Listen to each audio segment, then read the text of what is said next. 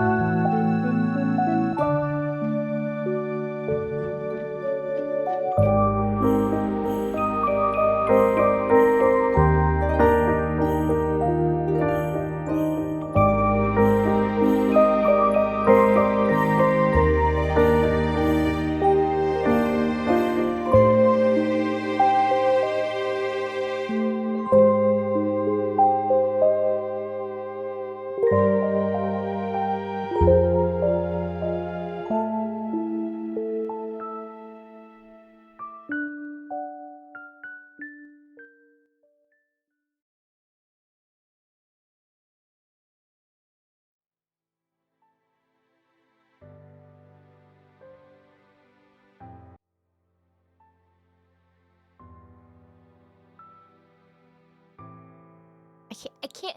I think I sat here like a good 6 or 7 minutes with the mic unmuted. Hello, everybody. I can't. I don't think I've ever done that. I don't think I've done that before. Maybe once. I don't remember though. Like I feel like statistically I had to have done it like one time, but I don't remember it happening. It's just like it's a very it's a very normal, like very common mistake. It's a very common mistake for streamers to, accidentally not meet the mic before they start. But I just can't believe I did it because that's just like so ingrained on me. Like I don't want to start live television with a hot mic going. Oh my gosh.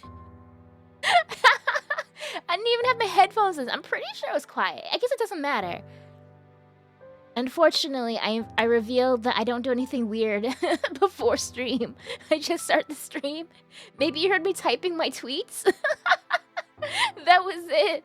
I tweeted, and then I was like, oh, time to get started. Oh, I forgot to get my drink. Let me bring I was eating some food, so I brought the food downstairs, and I brought the bowl, and then and grabbed some drink, grabbed some water.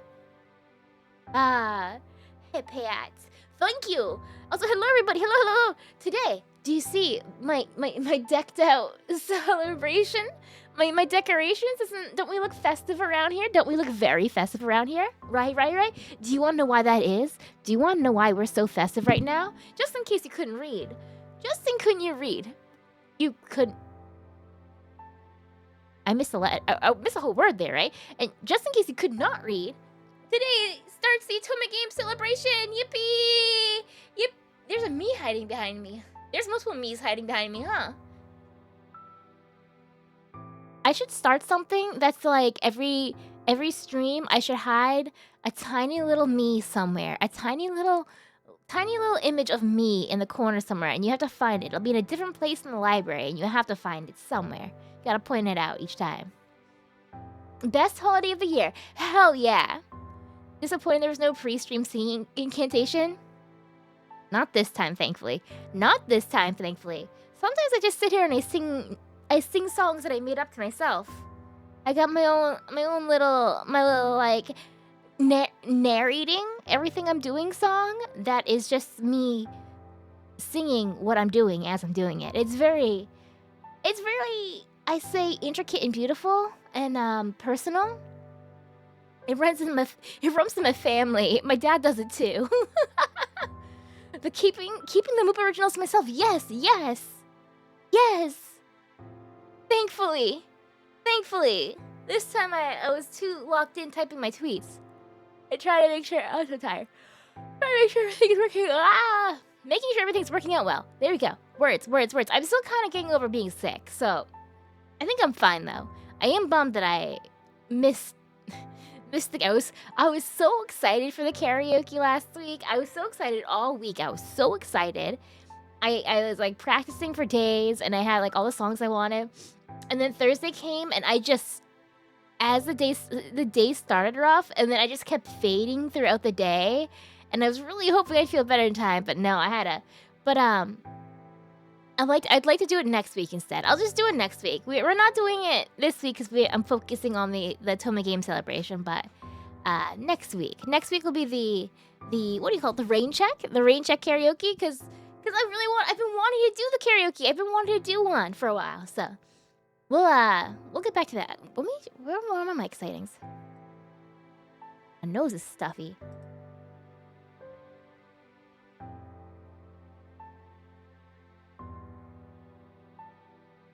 Alright, I got that. Cool.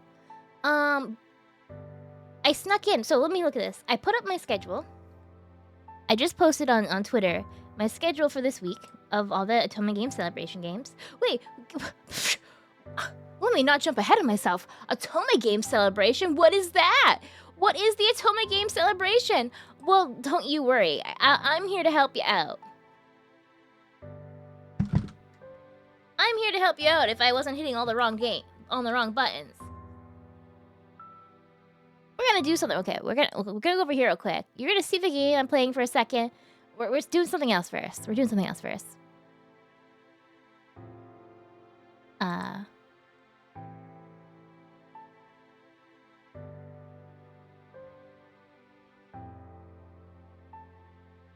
This. Perfect. Otome Games. To look at all my tabs. To look at all my tabs. The Otome Games Celebration! Yippee! Yippee! Yippee! Yippee! Look at this bigger. I wasn't planning to window capture it, but you know we're window capturing it now. Whee!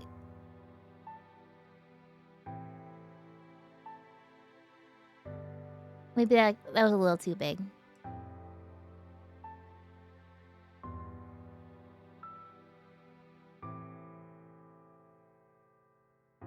You know what? You can see my tabs. They're all related to this, except for a couple things. Ignore those.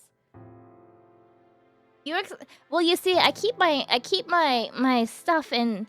What is this?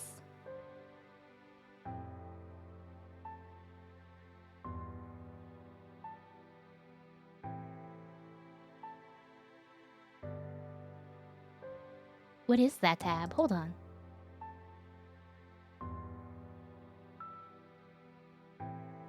Oh, it was a manga that I wanted to read.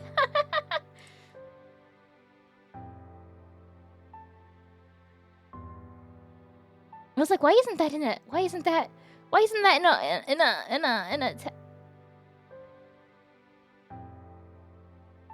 Anyway, Otome Games Celebration! Yippee! Yippee! Yippee! Yippee!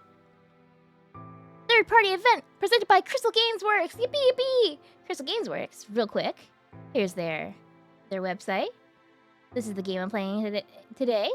But I'm gonna copy and post their link in the chat. Peace. Anyway.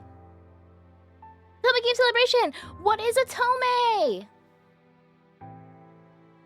Otome is a term used to describe romance-driven games where the player can play as a woman and pursue romantic relationships, with a focus on men as love interests. Our festival showcases the wide world of Otome, with some of the games featuring customizable main characters, love interests, and a variety of genders and more. Fall in love with the new story from May 4th to 11th. There's also a showcase, which is about half an hour long, so we're not going to watch it right now. But it's got... I posted the link. I'll post the link again. I'll post that link again. Where you can check out any love between two delinquent, like... Yeah, that manga! I saw someone talking about it on Twitter the other day, and I was like, hold on, let me keep an eye on that. Showcase, I don't have the time to, it's like 30 minutes. If I had more time, I would have watched it. But a lot of indie games, a lot of indie Otome games. Actually, I've played some of these before. You might recognize them if you go and watch this yourself. There's several games I'm very excited for too. And then, you know, on top of the games being showcased, there's a big sale. So there's a whole bunch of Otome games on sale on Steam. Isn't that amazing? Wow, yay! I'm so tired. I'm sorry. I'm trying to be energetic. I'm still kind of sick. Me sounding not as energetic and excited is not because of me not actually being. I am extremely, extremely excited. There are so many emotions that I cannot properly convey. But yeah, I very much like Otome games. When I first started streaming, all I wanted to do was do Otome games, and then I didn't. And then I played a bunch of different other games, but now I'm kind of going back to it lately. Lately, I've been getting back to it a little bit. Maybe not quite just Otome games, but like visual novels in general. Back to this. Hi, Pat. Yeah, thank you. I'm gonna go back here for a second while I'm still chatting. I do want to get to the game soon, so I'm doing the demo. I am playing the demo today of Crimson Waves on the April. Funny. There's still time to become an Otome tuber. There is, but I want to play everything. I want to play everything. I don't want to limit myself, but I feel like 90% of all I play anymore is just like, not 90%. I like to keep a good I think a good ratio for me is like 60% is gonna be visual novels or like text-heavy RPG Maker type games. I want that to be like 70% of the games I play, and then the other games will have some like whatever popular thing, or a nostalgia, either popular or nostalgia. So we got my Zeldas, I do the Silent Hill right now, but the other games that I'm in the middle of, I believe, are all either visual novels or like RPG Maker type things, maybe. I crave reading. I love reading so much that I need to put reading into my video games. The more words in a game, the better. And then there's Bloodborne. I'm scared to go back to it. I'm scared to go back to it. It's been so long. One day I just gotta lock in and finish Bloodborne. What's my... Okay, wait, hold on. Where's my list of games I'm in? Rank 1.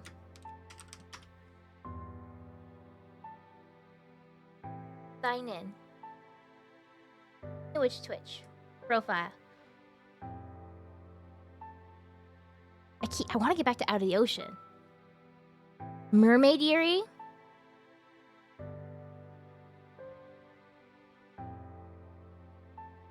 I could probably get back to Monster Hunter Wilds now.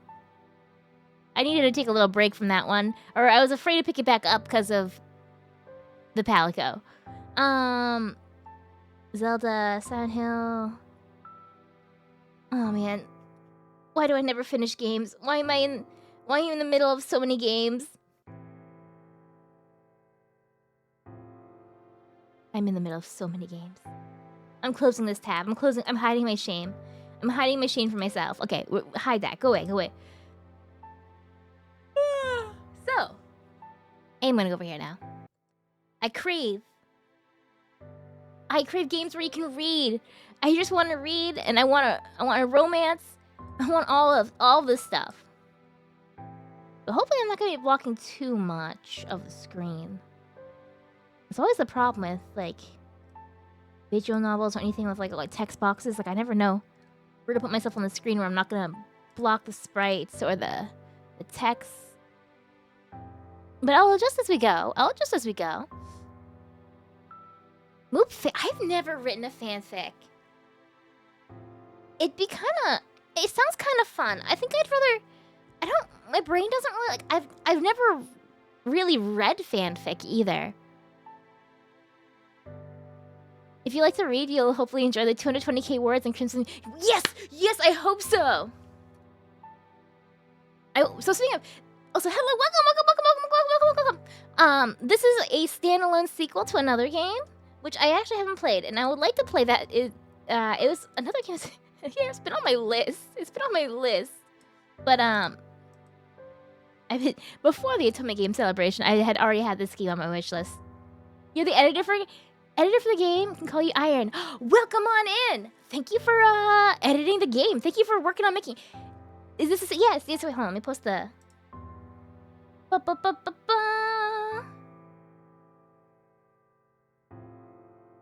I'm gonna find the link and post it. I thought I already had it. I mean, I put the link to this one. Where's the other one? The few years old. Here. Here's the link on their website.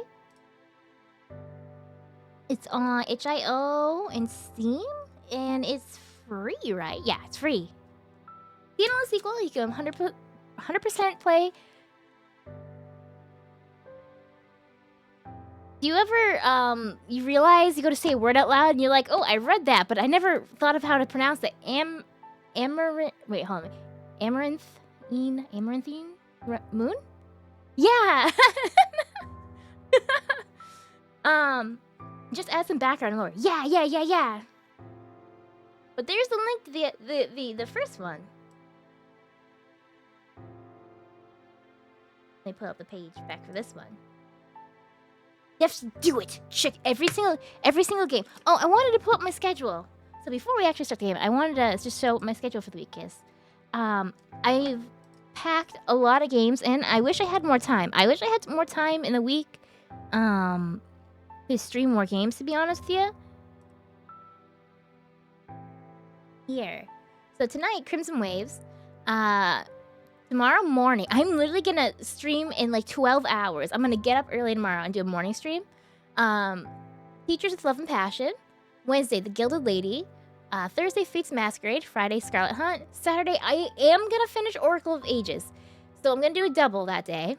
I'm gonna Oracle of Ages in the morning, then we're gonna play Your Crown is Mine. And I think that's all I could really fit in. Sunday is my Miku concert, so I'm going to Miku Expo. And then it's also Mother's Day. I would try to... There's a small chance I may be able to fit something else in Sunday morning, but I'm probably gonna go have breakfast with my mother and be like a good daughter instead. So this is the game plan for today. In this week. Today and this week. So mini games, mini streams. I posted the schedule on the social medias and on the Twitch page. So I have whatever time zones are on here, but if you want to check on my Twitch page, which has like, you know, the time zones in your time zone, you can check it there. So there's that. Otome Games Celebration. I did not check the audio. Take my mom to the Miku concert? No, never. Never. Never. Never. Never, never, never. She'd be so bad at that. She'd like... She wouldn't be rude. She wouldn't be rude. But she wouldn't pretend to care either. She's not the greatest at, she doesn't understand hobbies. My dad would be kind of interested. The last one, let me put the game up on my screen so I can see. Let's get ready to play it. The last Miku Expo from a couple of years ago, it was funny. I was trying to explain to my dad what a Vocaloid was and what Miku was, and he was like, "Oh, I remember there was a guitar pedal with that." He was like, "Is that like a guitar pedal?" And I'm like, "What?" Apparently, there was a Hatsune Miku guitar pedal that came out years ago, and my dad's really into guitars. He actually remembered that, so he thought it was kind of neat, the concept. I was explaining to him, and he was like, okay. My mom's just like, what? I take my dad. Mom, for your special day, I'm gonna make you stay home alone. No fun, no family, alone. We're all gonna go to a concert without you. All without you. Alright, sorry. I'm kind of fixing a couple things behind the scenes, but I think I got them now. I got my water, I got the game. There we go. Alright. Crimson Waves on the Emerald Sea. Excellent, excellent. 22K. 220K words. I love that. I love that.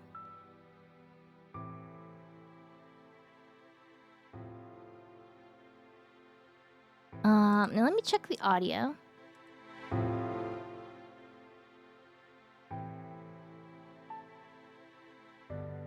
Fully volume. Ooh, cool.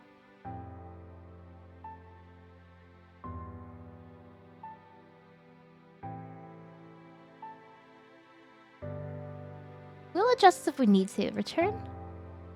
Look at that. Look at that home screen. Don't they look so pretty? Don't they look so pretty? But I'm just doing the demo today. This game actually just came out. The full game came out last week? A few days ago. Max text speed. It's the first thing I do in every visual novel. Especially when I'm reading it out loud, because I want to read ahead before I say it. In my brain. Alright, Crimson Waves. We're doing the demo. Because if I play the full game, I am gonna, well, be stuck on it all day. And then never get any sleep. Start.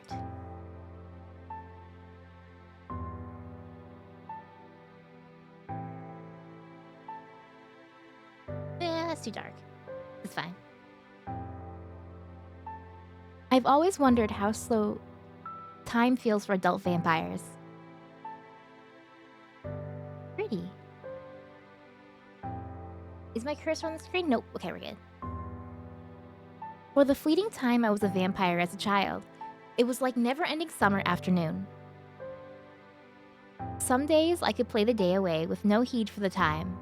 I could explore every room in the manor thrice over, running from every corner to the next. Other days, the hours slinked by, every second dripping by slower than the last. Even the shades couldn't shield the manor from the oppressively sticky heat of summer. Every step felt slower than the last. But for adult vampires, who age at half the rate of humans, Is that the same feeling? Of being stuck indoors during the longest summer day of the year? Or is it more akin to sitting in a backed up doctor's office? Or watching the fire crackle during the first snow of the year? Or waiting on a train that's forever delayed? I had a doctor's visit last week. The week before, I sat in the doctor's office for a good 45 minutes for a 5-minute appointment. A 5-minute appointment. Pain.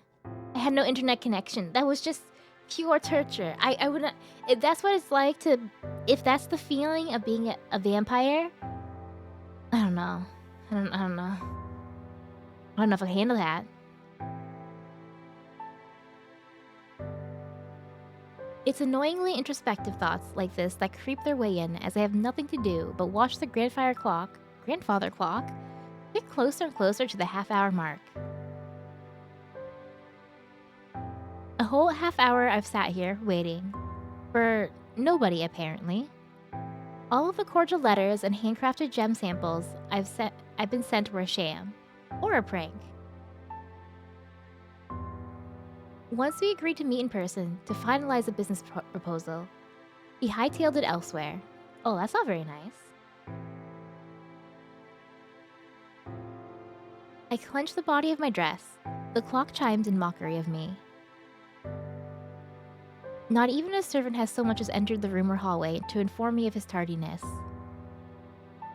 I can't talk. I should have done warm-ups. Then like tongue twisters. As the grandfather clock's chime echoes in the room, I glance outside. The day is almost over, but there's still some daylight left. Right, the art's so pretty. Time better spent outside than in here. I ease my shoulders, promptly standing, and I leave.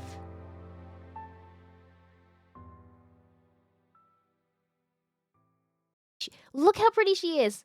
So pretty! The nerve of him, to gush about how interested he was in my business proposition, to boast how perfectly handcrafted his gems were, only to stand me up. If another letter from him arrives, I'm tossing it in the fireplace. Right in the fire, to be burned. Not return to sender, just straight into the fire. I trudged down an alleyway, not wanting to hit the crowds walking down the main street in the broad daylight. At this time of day, the sun feels its brightest, and most headache-inducing. Headache-inducing. The back alleys, however, are always a pleasant source of shade in areas of town devoid of trees. Perfect on a hotter day like this. But they're also perfect for hiding people.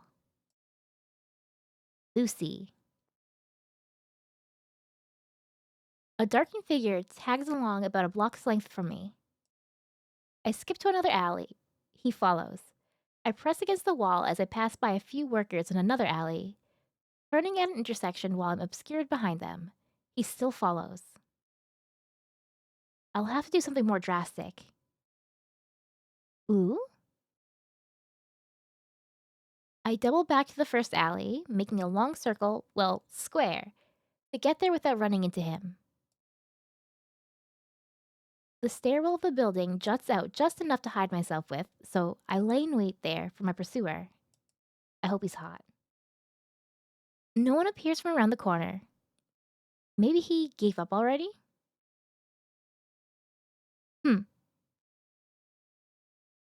I lean forward to look down the alleyway, but something tugs on my hair ribbon. Hey! Nemo. What do you think you're doing? Giving chase? Looks more like you're running around and up to no good. You're no fun. What are you doing out of the meeting already? I wanted to check on things and nobody was around. I like his hat. Oh, it's her brother? Okay, it doesn't matter anymore. I skip past my brother, ignoring his question. Hey! Come on, I want dinner. He didn't show up, did he? The close-up.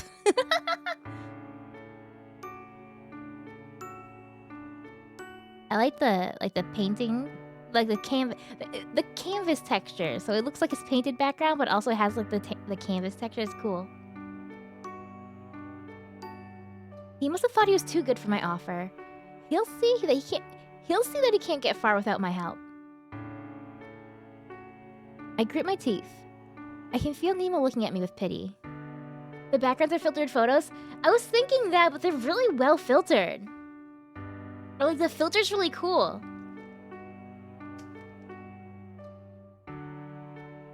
I could not entirely tell at first.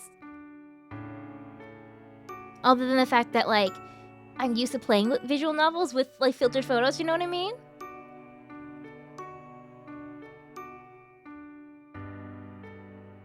Very cool, I like it, I like it.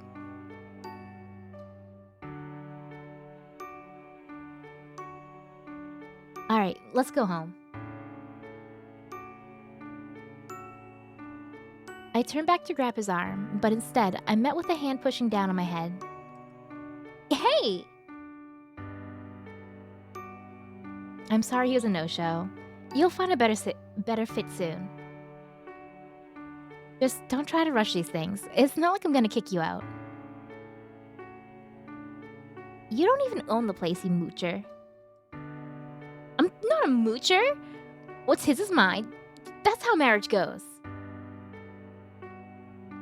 For someone who avoided commitment like the boogeyman, he sure is bragging about it a lot now.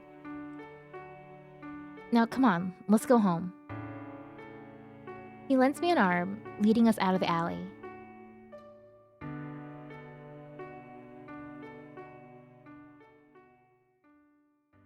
The floorboards creak underneath our feet as we step down the hallway to our flat. Darkened wood lines every wall, making the space feel several shades darker than it actually is. Most of the other residents should be home by now, winding down for the day. But more so than the sounds of our footsteps, the melody of a violin permeates through the hall. Ooh! Like it slowly faded in. Nice. It's soft and cautious, each note more careful than the last. You can practically imagine someone reading from sheet music while playing these notes. There's something quite relaxing about it. Not overwhelmingly loud, but comfortably resting in the background. The piece echoes through the walls, making it hard to tell where it's coming from. As we near our own flat, though, the notes stop. I sigh to myself that we won't be able to hear it at dinner. Aw, man, let's have a little music in the background, right? Ooh? Oh, is this the husband? Is he not single? I'm sorry to hear about that. I've heard so many good things about him. He's the jeweler who made my brooch and cravat? After all. Maybe something urgent came up. I'm sure you'll hear from him in the next day or two. Regrettably, Ambrose is not single. Dang!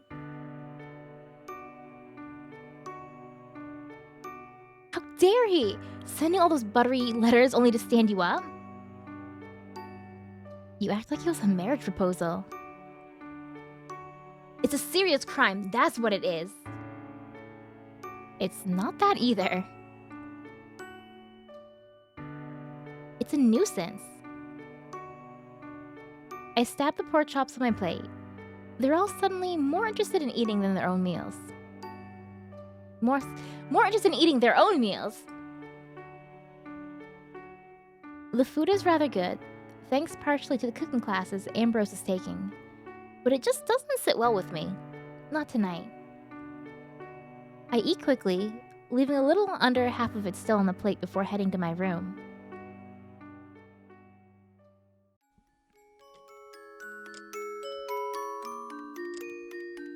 Moonlight slinks through the blinds and across the floorboards. It bounces off of my mirror just right, hitting my eyes.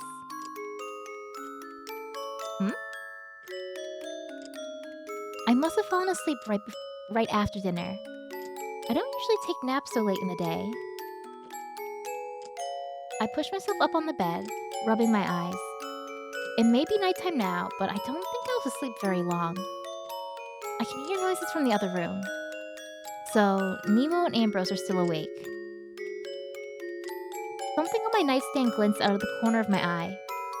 It's my bottle of pills. Ooh, she's so cute! Actually, okay, well, we've seen 4 characters now. They're all pretty cute.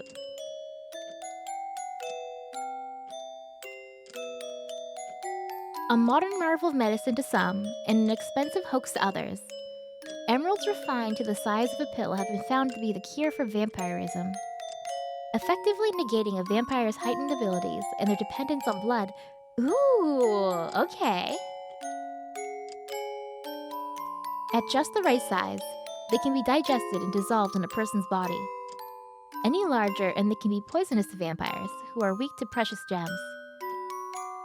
They look kind of yummy. Like, I want to eat them. Wait, hold on. Water. They don't have those, they were like Listerine. Listerine, like the mouthwash, but they were like little bubbles. So they would burst and it was a liquid on the inside. I don't know if they still make those. But like, it kind of makes me think of that. Although I guess, yeah, if they're gems, they're gonna be crunchy, huh? But looking at this made me want those Listerine little bubble things.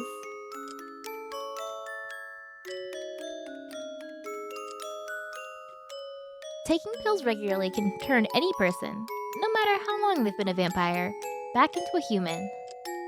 But whether that change is permanent, or only lasts while the pills are being taken, remains to be seen. While they're not a perfect cure, and are rather expensive to acquire at a small scale, they're highly effective. I haven't had to drink blood in years. A cure for vampirism, huh? But I also haven't had the use of my heightened physical abilities in years.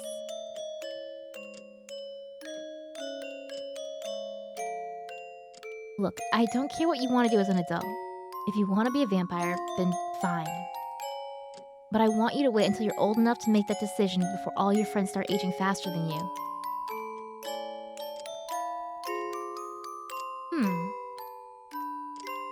I turned 18 this month. I'm old enough to make my own decisions. I don't need my brother to keep looking out for me.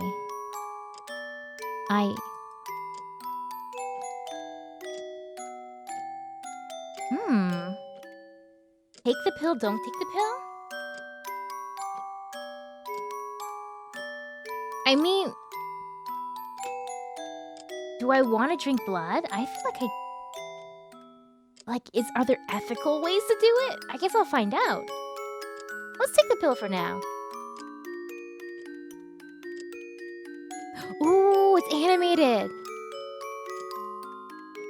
I screw off the top and drop a tiny emerald pill into my palm. It's small enough to go inside a ring. Instead, I pop it into my mouth. I may have enjoyed my brief time as a vampire, but I'm fine staying human for a little while longer. I'm not ready to age slower than everyone else just yet. I take one last glance at the bottle as I stand. There are many people still skeptical about the treatment, but Mr. Douglas was fascinated by it.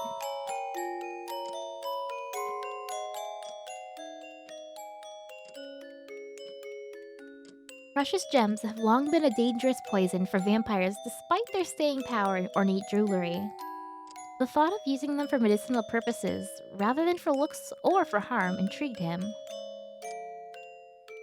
Or, so I thought. Him standing me up today was the final nail in that coffin.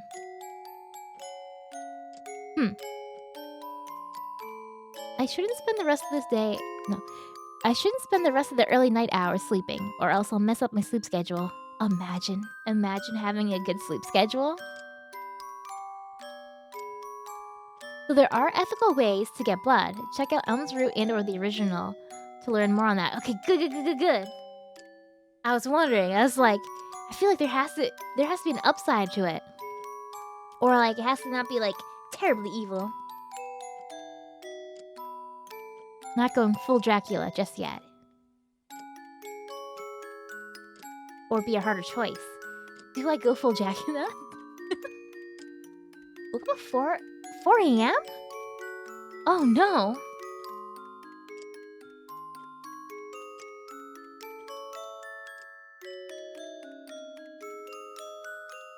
Nemo and Ambrose are in the parlor, as I figured. Nemo's hogged all the candles and minimal lights. He looks deep in concentration on fixing the radio. Ambrose is reading the newspaper.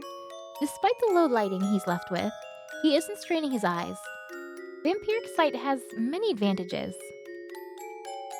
Still, I don't want to be their third wheel the rest of the night. I step out onto the balcony.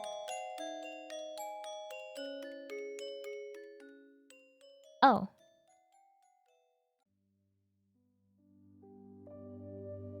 I didn't see you out here. No, it's all right. Cecil scrambles to his feet, suddenly eager to get up off the concrete floor. So, how are you doing? How do you think I'm doing? Can't believe that man standing you up like that. We ought to tarnish his name. Let's cancel him. Let's cancel that dude. He'll tarnish it himself in due time, acting like that. And besides, I'm not sure how you of all people would even go about doing something like that. I'll find someone else to work with on it. Maybe I'll reach out to the doctors again to gain more public approval before reaching out to manufacturers.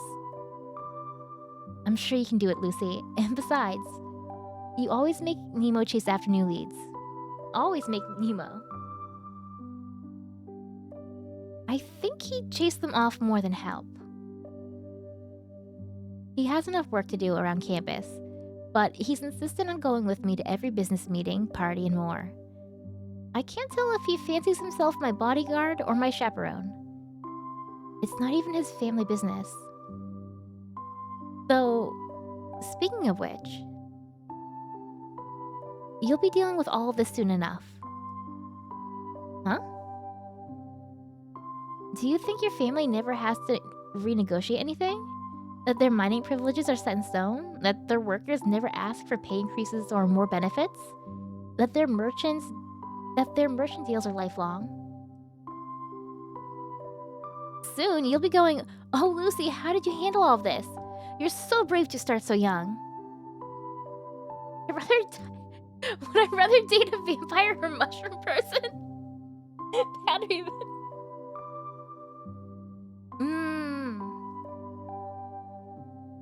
I mean,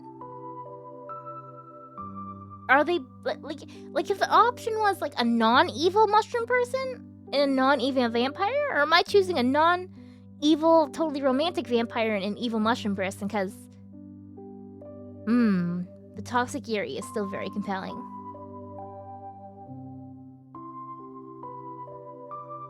I already say that.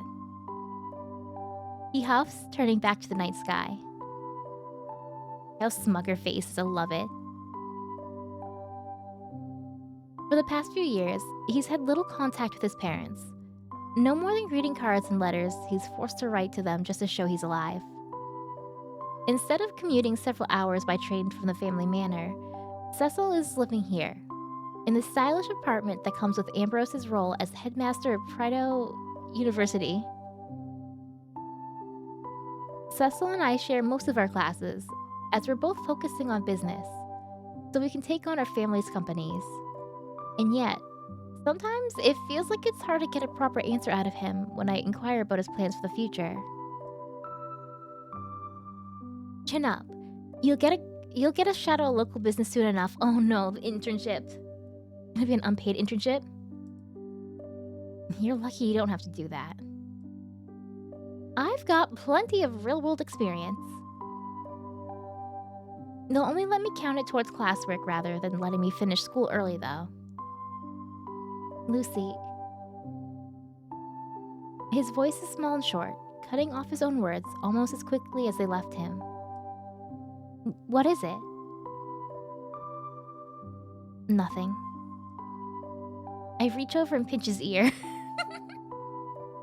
Ow! It's not nothing when it comes to you, so spit it out.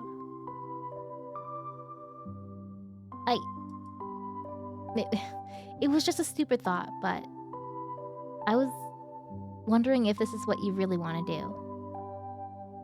Again, his words drift off the longer he talks. It is. I've had to live off of others' generosity for too long. People think they owe it to my parents to keep me safe since they can't. I want to forge my own path going forward.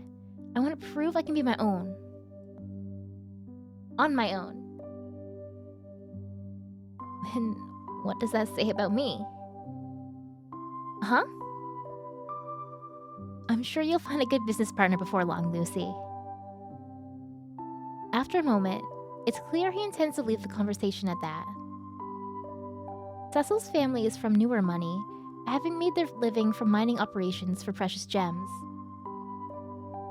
While his ancestors may have sweated it out in the mines, the current generation lives by signing deals with property owners, negotiating labor work, refining the gems, and more. The idea of an opportunity has not been lost on me. Every time I bring it up, or even mention it, however, he lets the conversation drop. At least, it's nice out here, right? I match his gaze. Far beyond the rooftops, stars dot the skies above us. They shine back at us vibrantly, almost twinkling. The slow pan up to the sky. That's cute. Kiss? Ah, I wish. It's too earlier at the beginning. Actually,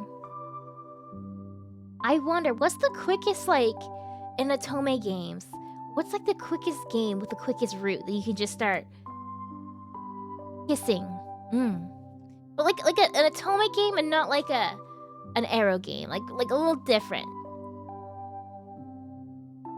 I feel like a hentai game would have a little faster pace, probably. But I'm not gonna count those. Hello, Katsu! I don't want to be so dependent on others anymore. I just want to build something myself.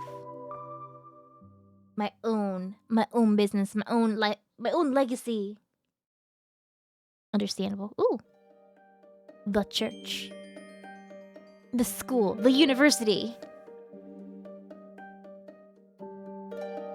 For all the prestige and respect they hold, the towering spires of Prado University do nothing to keep the sun from my eyes.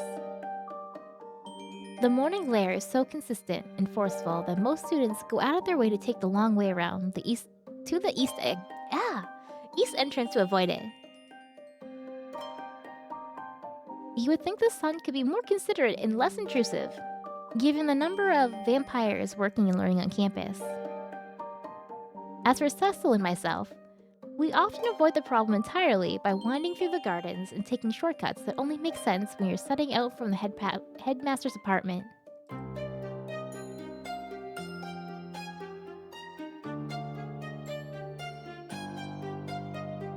I have to play the original.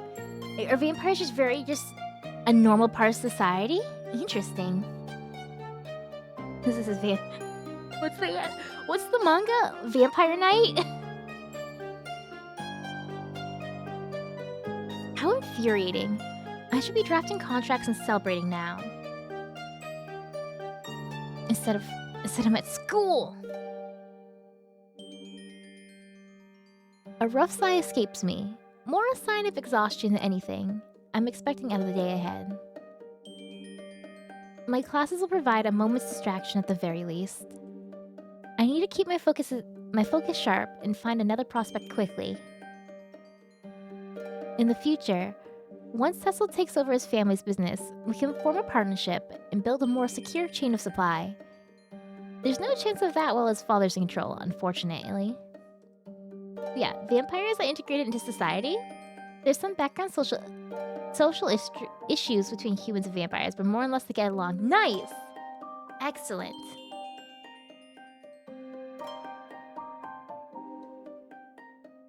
It helps that they have a medicine to make them less vampire-y, right?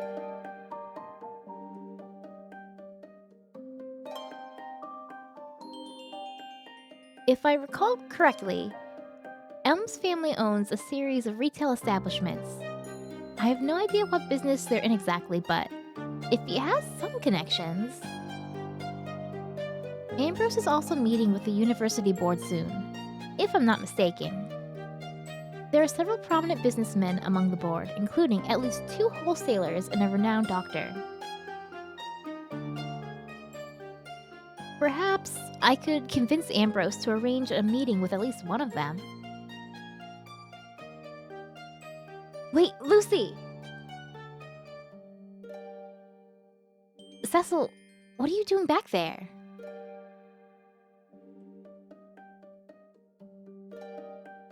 He's so cute with the glasses. Well, to start, I saw that stray cat that's been wandering— Wait, a kitty! I saw that stray cat that's been wandering around campus lately, and then by the time I tried to get your attention, you'd gotten this far ahead of me. Oh, kitty?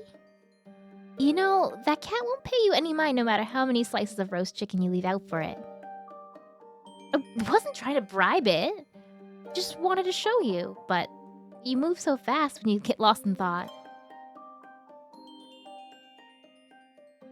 I have not much choice in the matter, thanks to recent events. She's so cool. I'll have it sorted out swiftly enough. So cool, so pretty, so capable.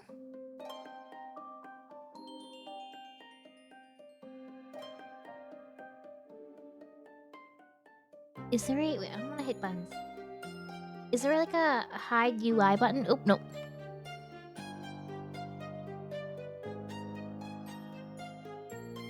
You most definitely will. You'll have all the merchants in the city begging to partner with you before long. And someday, I'll be saying the same to you. It doesn't come as easily for me as it does for you, Lucy. The hair curl? Or is it like curl or a scratch? Either way. Cute.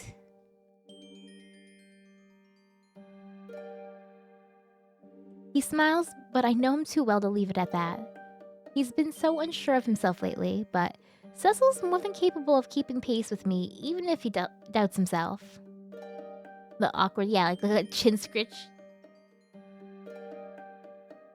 He was up rather late last night, though. It's not often I see him so easily distracted either. I'll have to ask him about it later. Honestly, to be fair,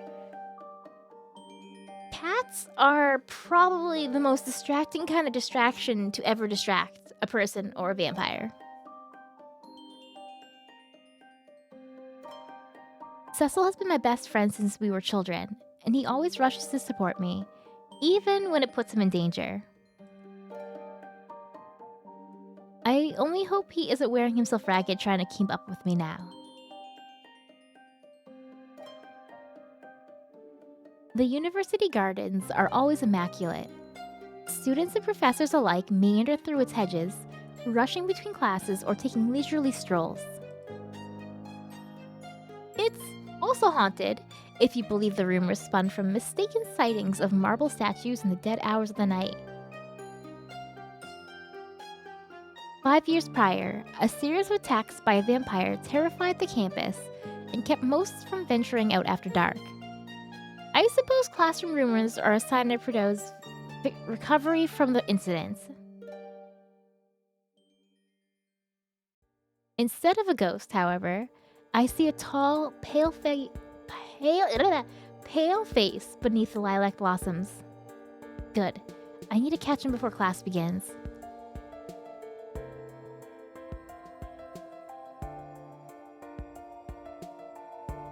Are you admiring the flowers, or have you been waiting for us here?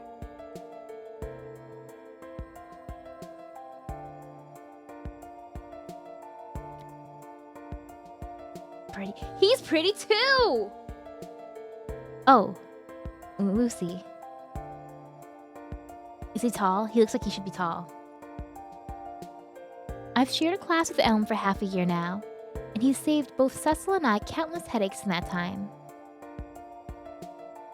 For all the expertise and wisdom kept in these hallowed halls, most of our professors are dead set on explaining things in the most obtuse and unreasonable way imaginable. Elm has a keen talent for translating all of their theoretical jargon into a language anyone can grasp.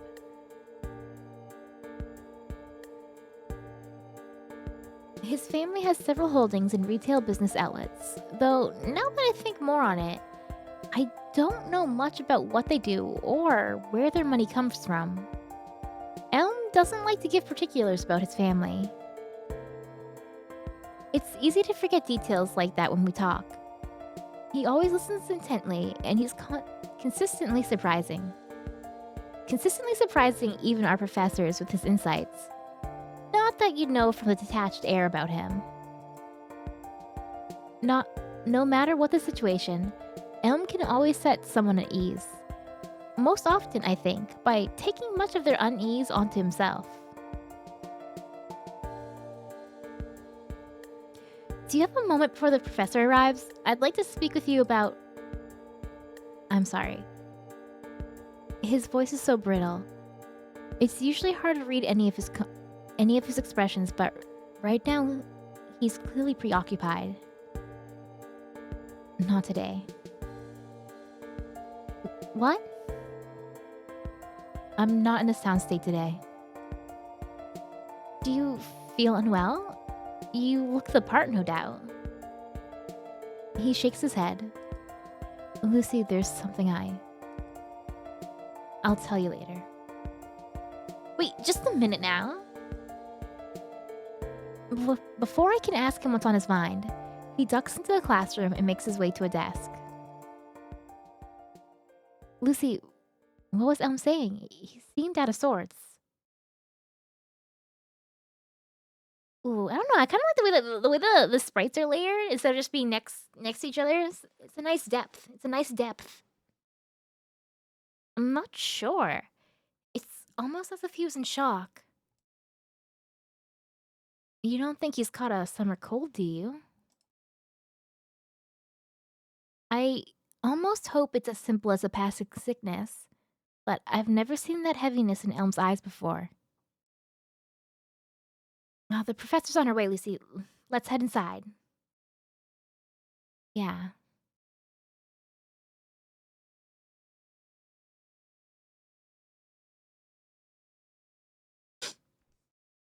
Elm trudges ahead and sits down in the back corner of the classroom, far from his usual seat near Cecil and I.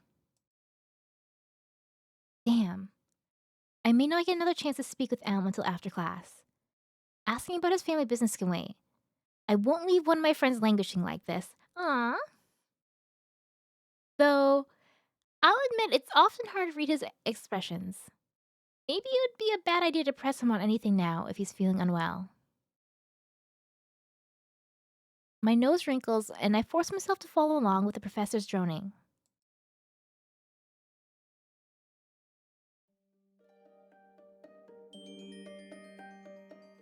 Finding Elm after class proves more troubling. I have to keep pausing to sniffle. Finding Elm after class proves more troublesome than anticipated. He excused himself partway through the lecture and never returned. Oh. And now I've not an inkling of where he might be. I doubt he's avoiding me in particular, but it does seem as though he's avoiding everyone. In which case, why would he have come to class today at all?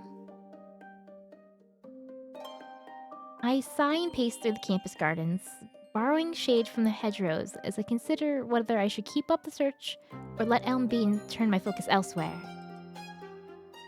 Perhaps I ought to reach out to another jeweler, though if Douglas calls on me again... Well, he's had his chance. Oh, Lucy, is there another villain in need of reprimand?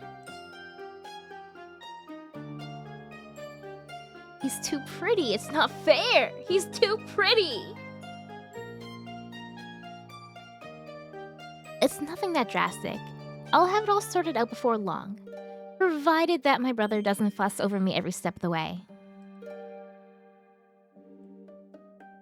He's showing his concern as best as he knows how. You finished your classes for the day, haven't you? I happen to have a free moment, and I was planning to take a walk into town. I'd be delighted to have you join me. Ambrose offers me his elbow in space beneath his parasol. A gentle but nonetheless insistent invitation. He's far more considerate than his husband. Honestly, Nemo could at least ask before showing up to herd me like a wandering goat.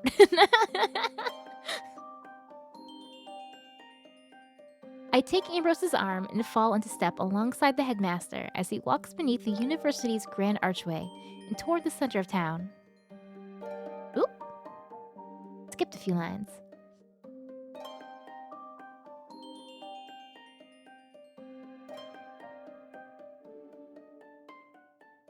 Oop, oop, oop. I was considering that myself. I won't refuse the company, though I can't stay for long. You won't have to worry on my account. My errand should only take a few moments at most.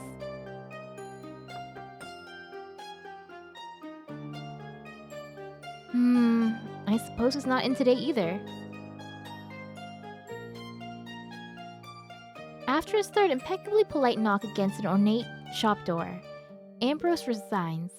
His errand, as it happens, was meant to be a quick stop to see a gemsmith by the name of Fairfield.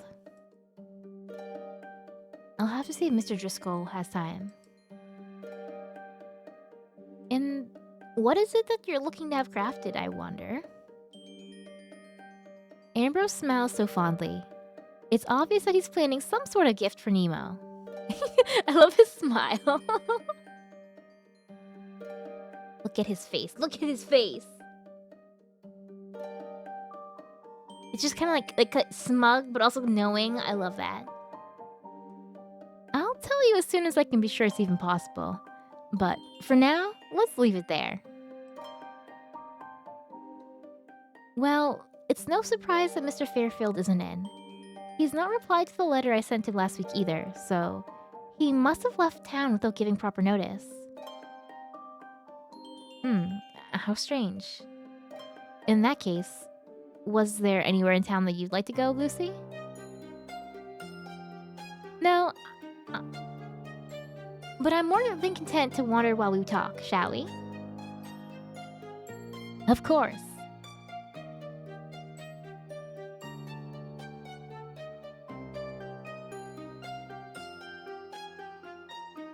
It's been considerably mild of late, though I hear there's a storm coming in from off the coast. Perhaps I should ask Nemo to fix the window shutters instead of tending to the overgrown trees around the storage building. Your last meeting went well, I take it. They're just talking business. Was it the entire board of trustees or just the representatives? My, Lucy, you're more perceptive than some of the facility.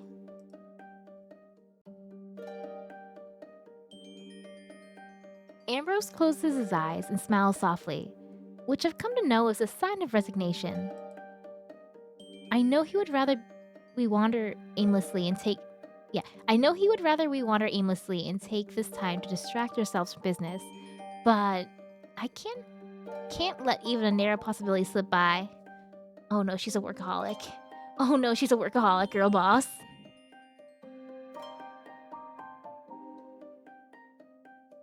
Yes, the board met earlier than usual. That storm I mentioned will make the roads unfit for travel, and many of them have business outside of Lurenburg. I can imagine what you're about to ask, but none of them are open to new business ventures. Everything's about business. At least, not yet. And how can you know that for certain?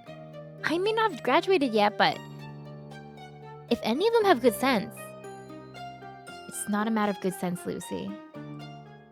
Ambrose sighs as we turn into the busy busy town square. The sun-battered awnings and ivy-covered eaves keeping us in the cool shade.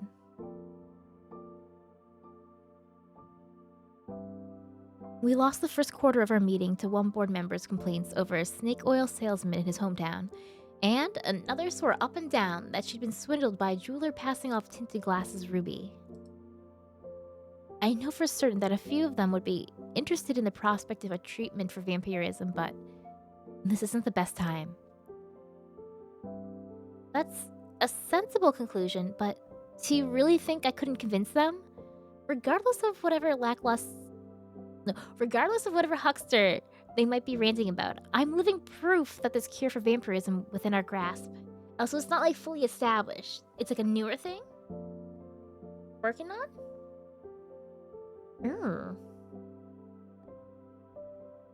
I actually had to adjust Lucy pretty heavy in the first few days of the game to make her less of a work.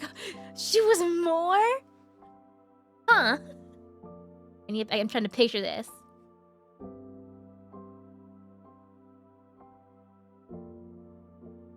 You know what? Good for her. 18 and already have such a entrepreneurial? How do you say that word? Whatever. Entrepreneurial spirit.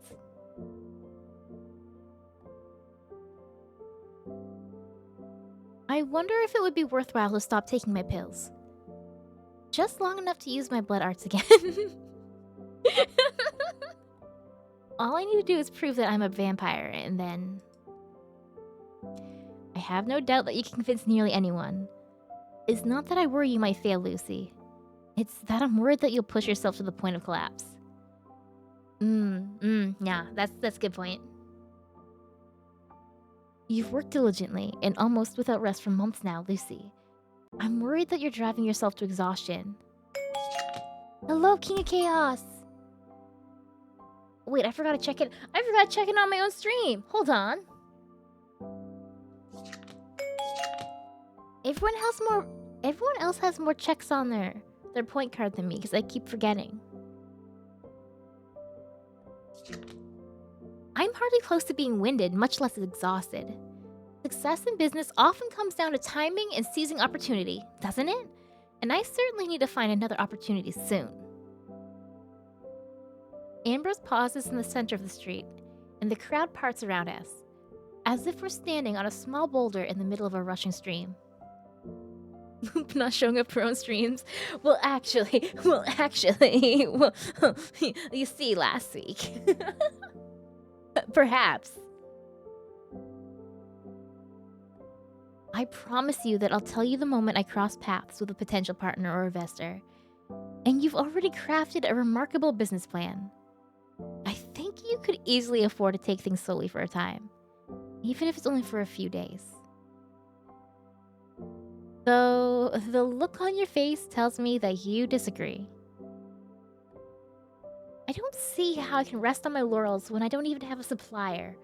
I can't very well market a cure for vampirism if I have no way to actually offer it. And it's not as though it's easy to procure gems of the appropriate purity. The cost alone is prohibitive, let alone the time and skill required to process each pill. I have to solve this problem first, otherwise I can't even take the next step. I can feel my grip tighten around Ambrose's arm, but he says nothing. Relaxing again, I take a step forward, and he matches my pace. Someday, I'm certain that vampires who wish to become human again will be able to do so with the same ease.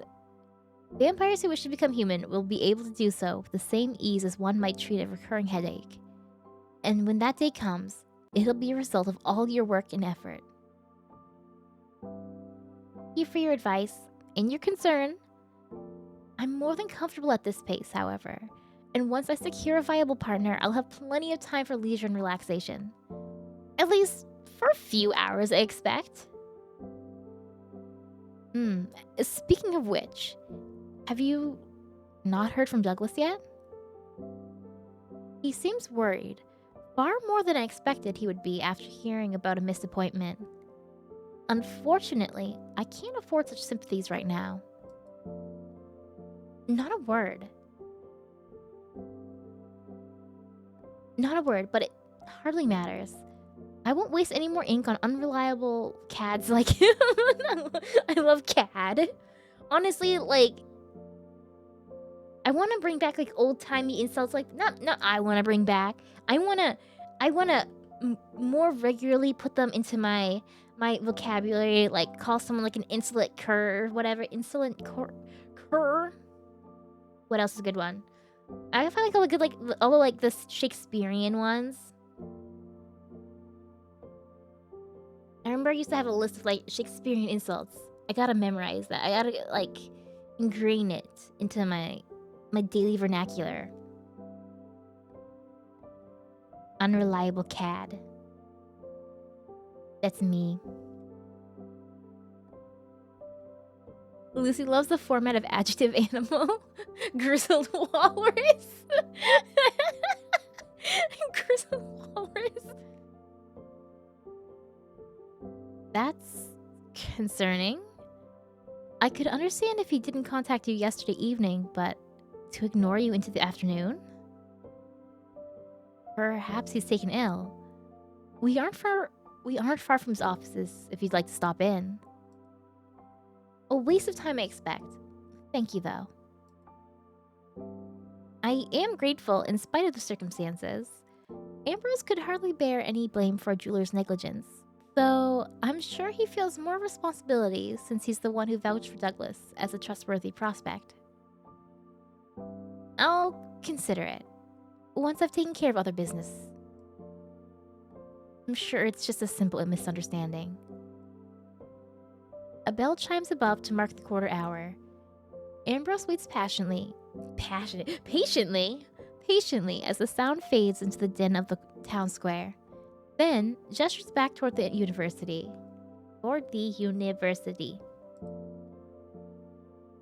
It seems I'm out of time, unfortunately. I've got another appointment soon, so I'll be heading back. Are you returning to campus as well? No, I think not. I'll see you tonight at dinner, Ambrose.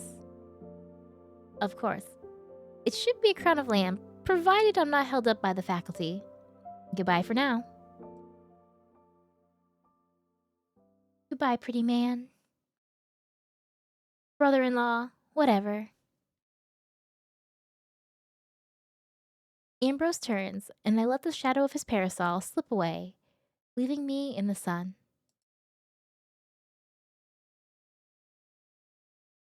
The afternoon crowds have filled the town square, with laborers and townsfolk lining through the bakeries and market stands on their lunch break.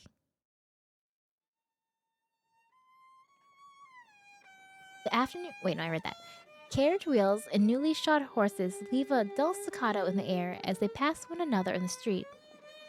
Shop bells ring one after another, and a large fountain babbles conversationally to the people gathered around it. And in the distance, a small crowd applauds. I consider that Douglas's office is on the far end of the square, but the sound of a violin catches my ear. Is that what warranted the applause I heard? There's something both immediately familiar and uncanny. I've never heard this song before, and certainly never in this place. But the melody feels eerily nostalgic. I suppose a skilled performer can evoke all sorts of emotions in their audience. Let's see what sort of person this fiddler is. Bad Raven, what are the vampire daddy actually...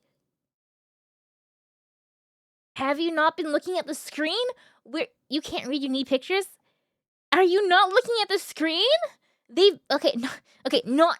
Not right now, but let me click a couple times. Let me advance. They've been here. They've been here. The quick triplets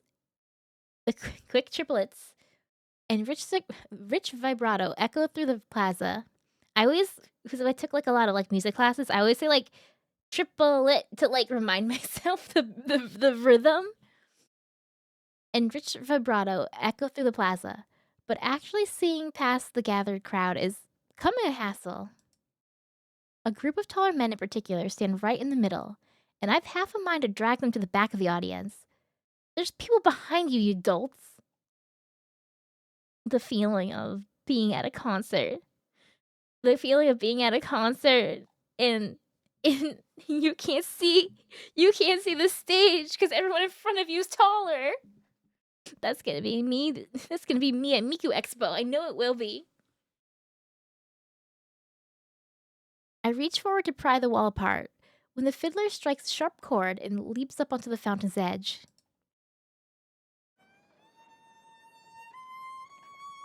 Got a glove? Are they wearing a mask? Damn it.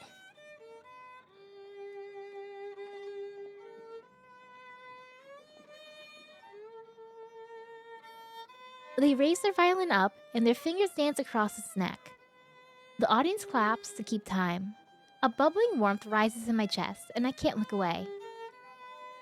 They wear a mask, but they're clearly quite handsome.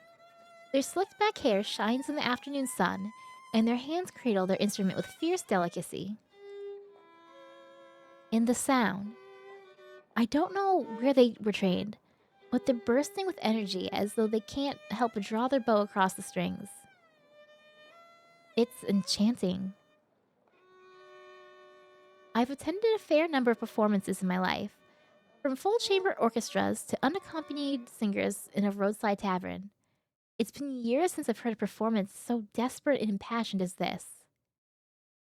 It's almost as if they're gasping for breath, and that violin is the only air that they can breathe. Finally, the middle-aged man barring my path steps aside, and I move a little bit closer to the front for a better look at this masked fiddler. A moment passes where they look my direction. Despite the mask, I can tell our eyes meet. Their bow hangs for a half beat too long, and they hop back down to finish the song. Before I can find them again, a round of applause rings out, and the people around me plead for an encore. The clasp of an instrument case clicks shut. Are they leaving already? I need to get their name at the very least. A musician with that level of passion and talent could do better than busking in the square. And I wouldn't mind hearing them play privately for me either. Wait! There's no path forward. Eventually, the crowd breaks and people start dispersing in a dozen directions. By the time I've reached the fountain's edge, the masked fiddler is gone. I sigh to catch my breath. That's likely for the best. I almost let myself get carried off track. Handsome musicians are a hazard in many ways. Amen! Amen. Wait, let me just got like screenshot that one. That one's a good. Yeah, that one's a understandable.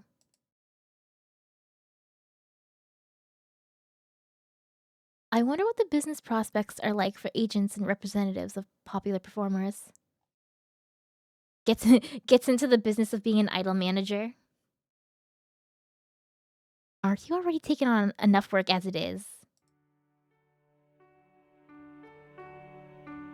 I'm more capable than I was when I was a child, Nemo. More capable of running yourself ragged, maybe. I glower at him. And what have you come into town to fetch? Nemo lifts up a bundle of meat wrapped in butcher's paper. A crown, apparently. Come on, I'll walk you back unless you've still got business here.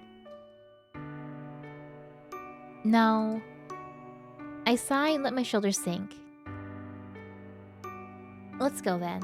I'm getting hungry. You know this is for dinner, right? Don't worry. I'm not gonna eat your husband's crown. Nemo holds his arm out, and I take it as we move through the din of afternoon traffic. In a short while, we'll be back at the apartment, and I'll need to start drafting more inquiries and preparing samples. I'll consider what Ambrose said earlier. If I can secure a reliable supply of gems, then I can prove the treatment's effectiveness more easily. In a short while— oh no, I read that. I look away for 1 second. The evening will pass uneventfully, and by week's end, I'll forget all about Douglas's audacity and insults. But the calm, unremarkable future doesn't come to pass. But that calm, unremarkable future doesn't come to pass. Oh? As we wind through the square and emerge from an alley, I catch a glimpse of the building where Douglas keeps his office. Oh?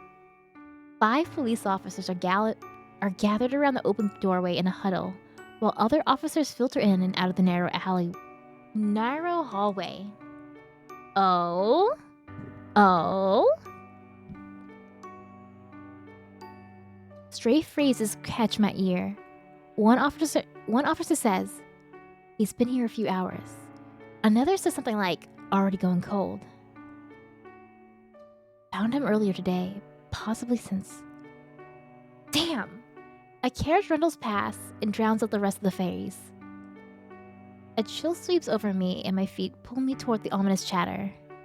No reassurance or comfort are waiting for me in that office, nor in overhearing the officers outside. Even so, I walk closer. A rush of foot traffic floods into the street as passengers head for the train platform. In the chaos, it's easy to slip away and duck behind an oncoming carriage before Nemo can even notice I'm gone. Oh, she's just not gonna bring him with her? Just gonna slip away?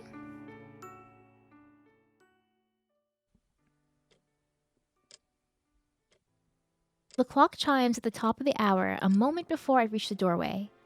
Outside, the police are still chattering about how hard it'll be to cordon off area and turn away gawkers. They don't seem too concerned with all the people passing in and out of the main building, though. It's almost embarrassing that I can slip in so casually without drawing a second glance. Douglas's office occupies the ground level of a fairly new, yet imposing building close to the center of Laurenburg. See if the neighbors heard anything first, and then finish documenting the scene. Call for a chemist while you're at it. The teacup smells like shoe varnish. Oh. Poison? Hello, Zero. Thank you, Deadpat. Yes, sir. And you there, check the locks on all the windows for a tamper-in. This one's looking a lot like the Fairfield case.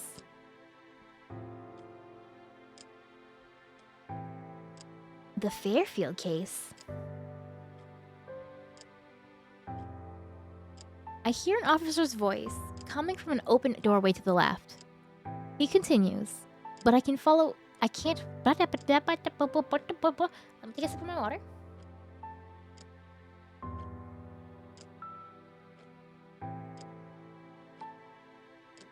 He continues, but I can't follow his words anymore. My eyes fall to a prone, rigid form draped across the sofa near the back of the room. One of the officers steps aside, and the face of a corpse stares right back at me, with gaunt and glassy eyes. The officer's chatter confirms my fear. The man that I was supposed to meet with yesterday evening is lying dead in his office, with blood caked around his lips and staining his tie. Someone there? Clear out! This is a crime scene, no gawkers! My legs move before I can think clearly. Douglas is dead? How? When? The nearest doorknob is already in my hand. Good, it's unlocked.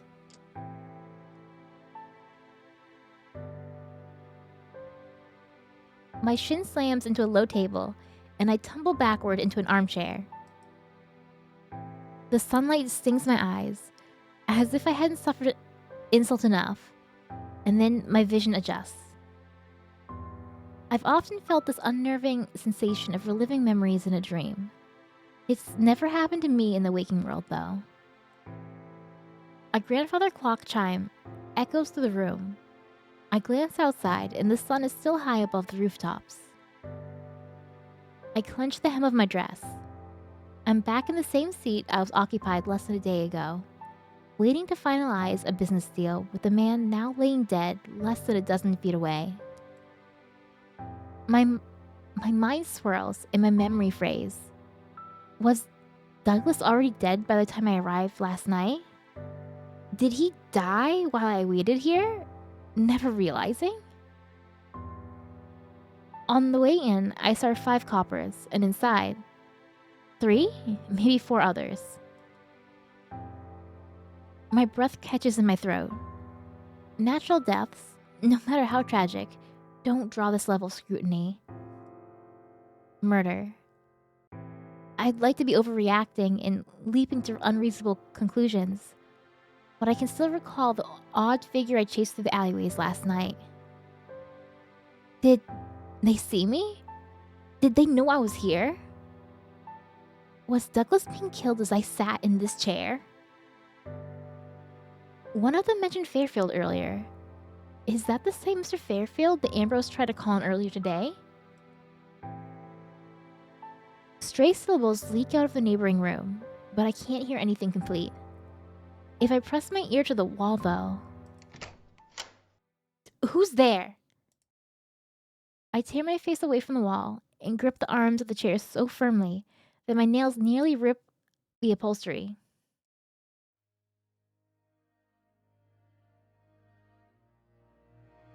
Oh, it's Elm. So pretty. Why is he so pretty? So many games to play, but addicted to Elden Ring suddenly? Addicted to Elden Ring? When the Otome Game Festival? When the Otome Games Celebration on Steam is happening right now? Oh! You know what Elden Ring needs? Elden Ring needs... Elden Ring needs a dating sim spin-off. It needs a dating sim spin-off. It really does. You played the Scarlet Hunt demo? Did you like it? I'm gonna play it later this week. It looked really interesting. Oh, my apologies. I wasn't aware anyone else had an appointment today.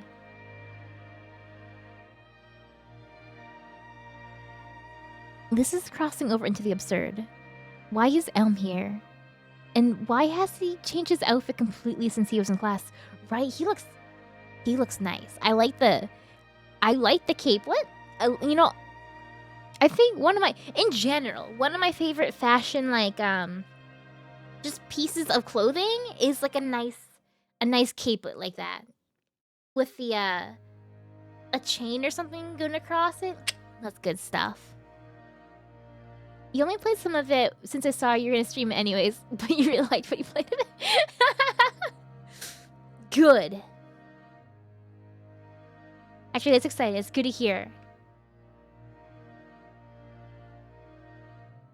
It's really hard. Like, there are so many games that I want to play for the celebration.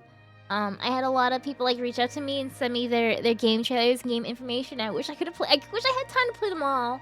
And I guess I could still try to play more of them afterwards. Actually, there's some games that I already had plans to stream in general, so I'll be getting to them at some point.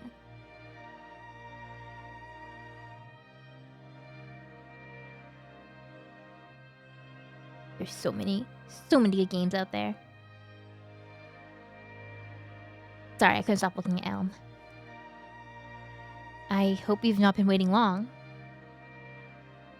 No, I only arrived moments ago. Good, I can put some tea while... Good, I can pour some tea if you'd like. No, thank you. If I may ask... Go right ahead. What exactly are you doing here?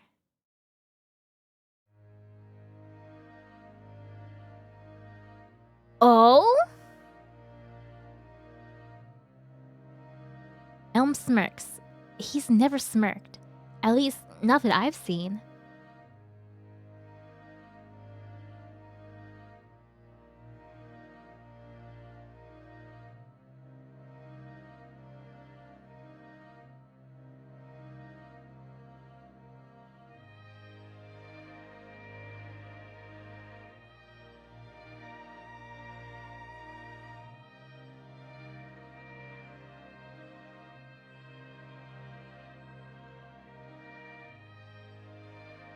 Look at that face! Look at that smirk! Wait, actually, I made it too big. Because the smirk with the hand on the chest? Oh my gosh.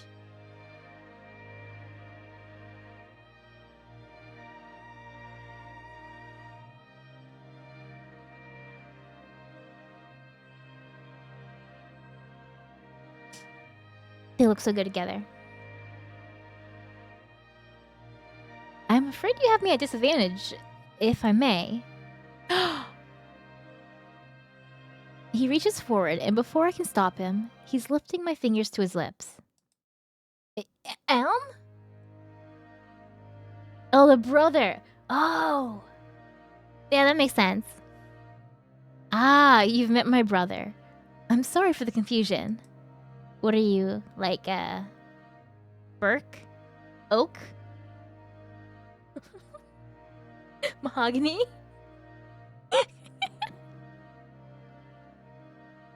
Brother? Elm never mentioned having a brother, let alone a twin. Why wouldn't he have brought that up? Elm, question mark, question mark, question mark? Despite the circumstances, I'm charmed to make your acquaintance. I'm Rowan. Damn it. I was trying to go through all the Pokemon professors in my head.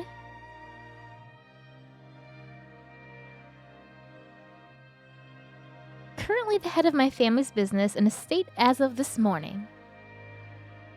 Oh. At a glance, he looks just like Elm, but the air around him is completely different.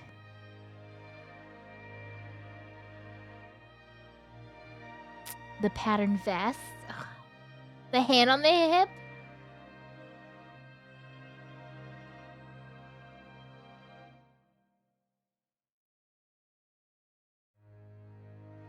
Yeah.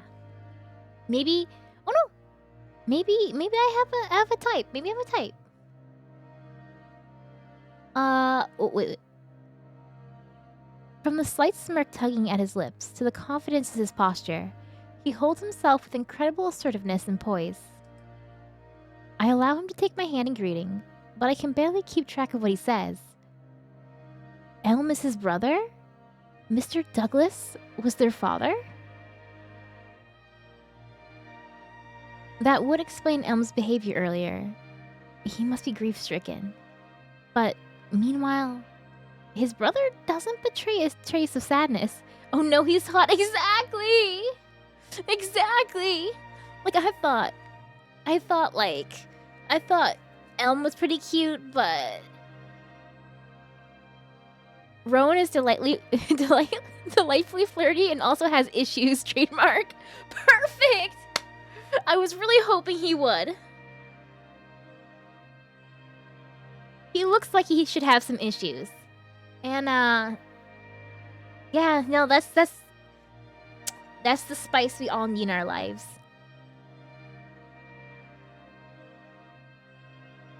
Why didn't Elm mention his twin to me? And why is Rowan taking all of this in such an easy stride? Pleased to meet you, Rowan. My name is Lucy, and I'm sorry for your loss. We love characters with issues in this channel. I posted on Twitter earlier about it's Orihara Izaya from Jirara's birthday today, and I posted about my how I used to sleep with Izaya wall scrolls. I had a trio of Izaya wall scrolls right above my bed at night. I mean, he was always on the wall above my bed, but like, you know where people would put like a cross or maybe a picture of Mary or Jesus or something? I put my Isaiah wall scrolls so that he'd be there above me. First thing I see in the morning when I open my eyes, last thing I see at night when I close my eyes. Good stuff. All three of the boys have significant issues. Ah, good stuff. The more I learn, the more I fall in love. It's unfortunate, yes, but I've already had time to grieve. I need a 1-1 scale standing next to your bed. No, I won't get distracted. I have this one Isaiah figure, though. And there's a tasteful little peek of his, No. I'm not getting distracted.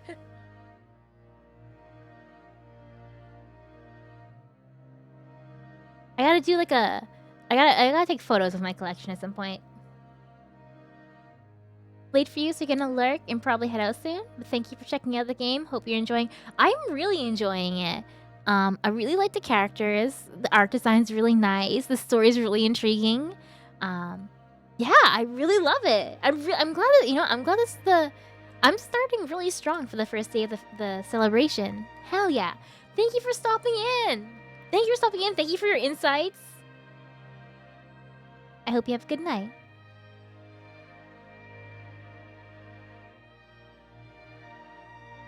More importantly, I've been settling my father's outstanding business, and I do hope you're still interested in pursuing our options together. my dad's dead in the next room, but hey, you want to talk some business? You want to talk business right now? There's literally a corpse right there. A dead corpse. Wait. No, okay, a dead corpse still works. Cause a world that has a world that has vampires, because vampires are like undead. Are there zombies? Who knows? You could have a living corpse. The concept exists. At that, he closes his hand around mine and flashes a reckless grin. How brazen. I can see he takes after his father in that regard. I'm relieved that you came by. I saw one of your recent letters among my father's papers, and I was hoping to run into you eventually, so that I might apologize in person and hear your proposal. I'm relieved to hear it. About your father. Rowan shakes his head, sullen but not unsettled. My father put his work first at all times, even to the detriment of his health. He kept unreasonable hours and regularly worked himself to the point of exhaustion at his desk. So, in a way, I've been expecting this to happen almost every day for years. Hello, Bones! Chicken! Good evening!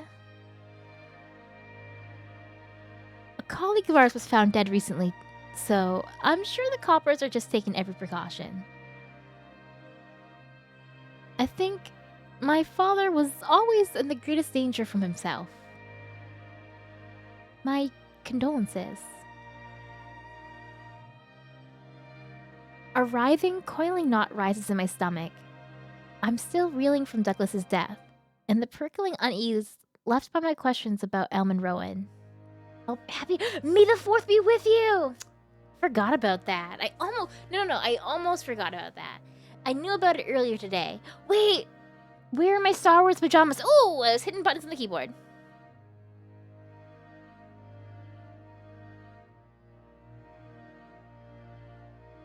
I have some Star Wars pajamas. I believe they say, "May the Force be with you." I hope they're clean. I'm gonna go find them after stream.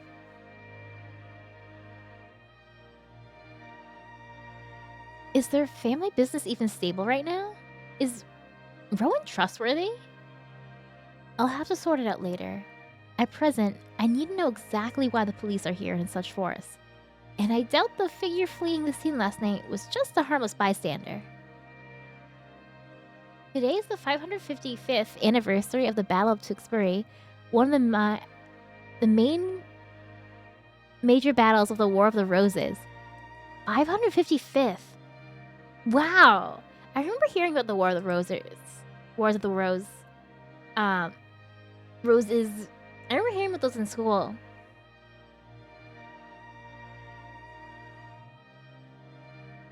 That's older than the country I live in. Whenever I hear about like European history, any history of countries other than the US, it's like, oh yeah. Go to like a cathedral in Europe, I'm like, yep, this is older than the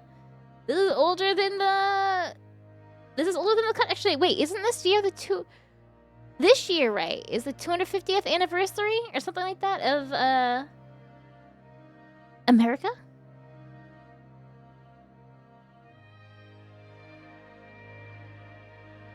I remember seeing a bunch of like 250th anniversary stuff happening around this time.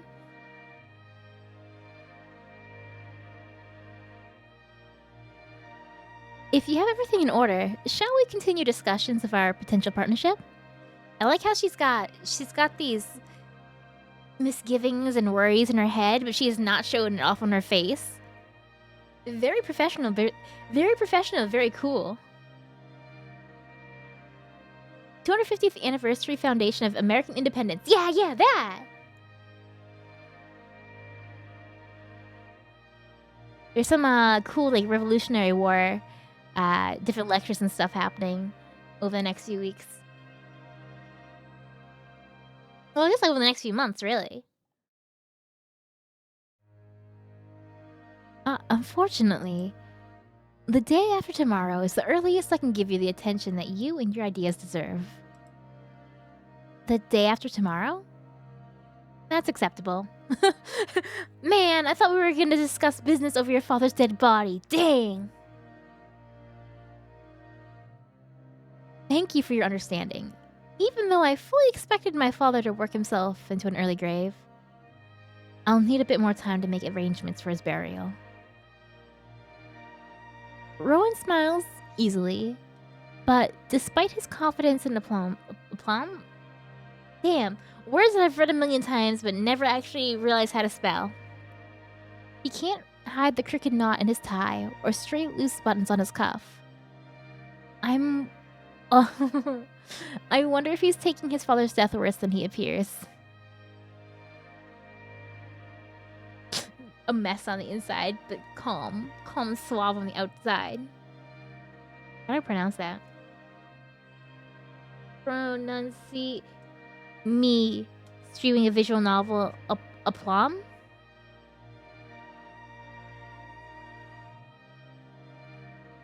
Aplomb.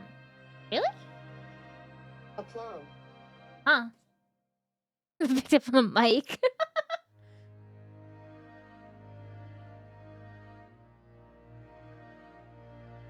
Though I still don't see why the police would be so interested in a jeweler's natural death, no matter how untimely.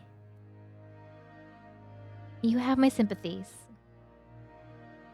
What time should I meet you, then? You're pretty forward, you know. I'm not fond of delays unless they're absolutely necessary. I think being murdered counts as a necessary death. Counts as a necessary delay, doesn't it? Being murdered might be an acceptable delay, but mourning the death of your father? I don't know about that. Let's get back to business. Let us drown our sorrows and forget our woes. As we fill up every moment of our lives doing business. A woman of ambition and charm. Let's meet at my family's manor after breakfast. It's close to the university, and we'll waste less time stepping aside for the coppers. Perfect. I'll look forward to formalizing our partnership then. As will I, Miss Lucy. Rowan bows deeply, raising his face to meet my eyes and flashing that reckless grin of his once more. He's certainly inherited his father's sense for flattery. In the window just behind the grandfather clock, I noticed Nemo searching for me among the afternoon crowds.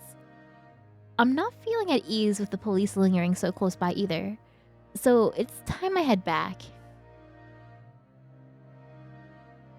Thank you again. It's a pleasure to meet you, in spite of the circumstances. I'll take my leave. Of course, and we'll speak soon again.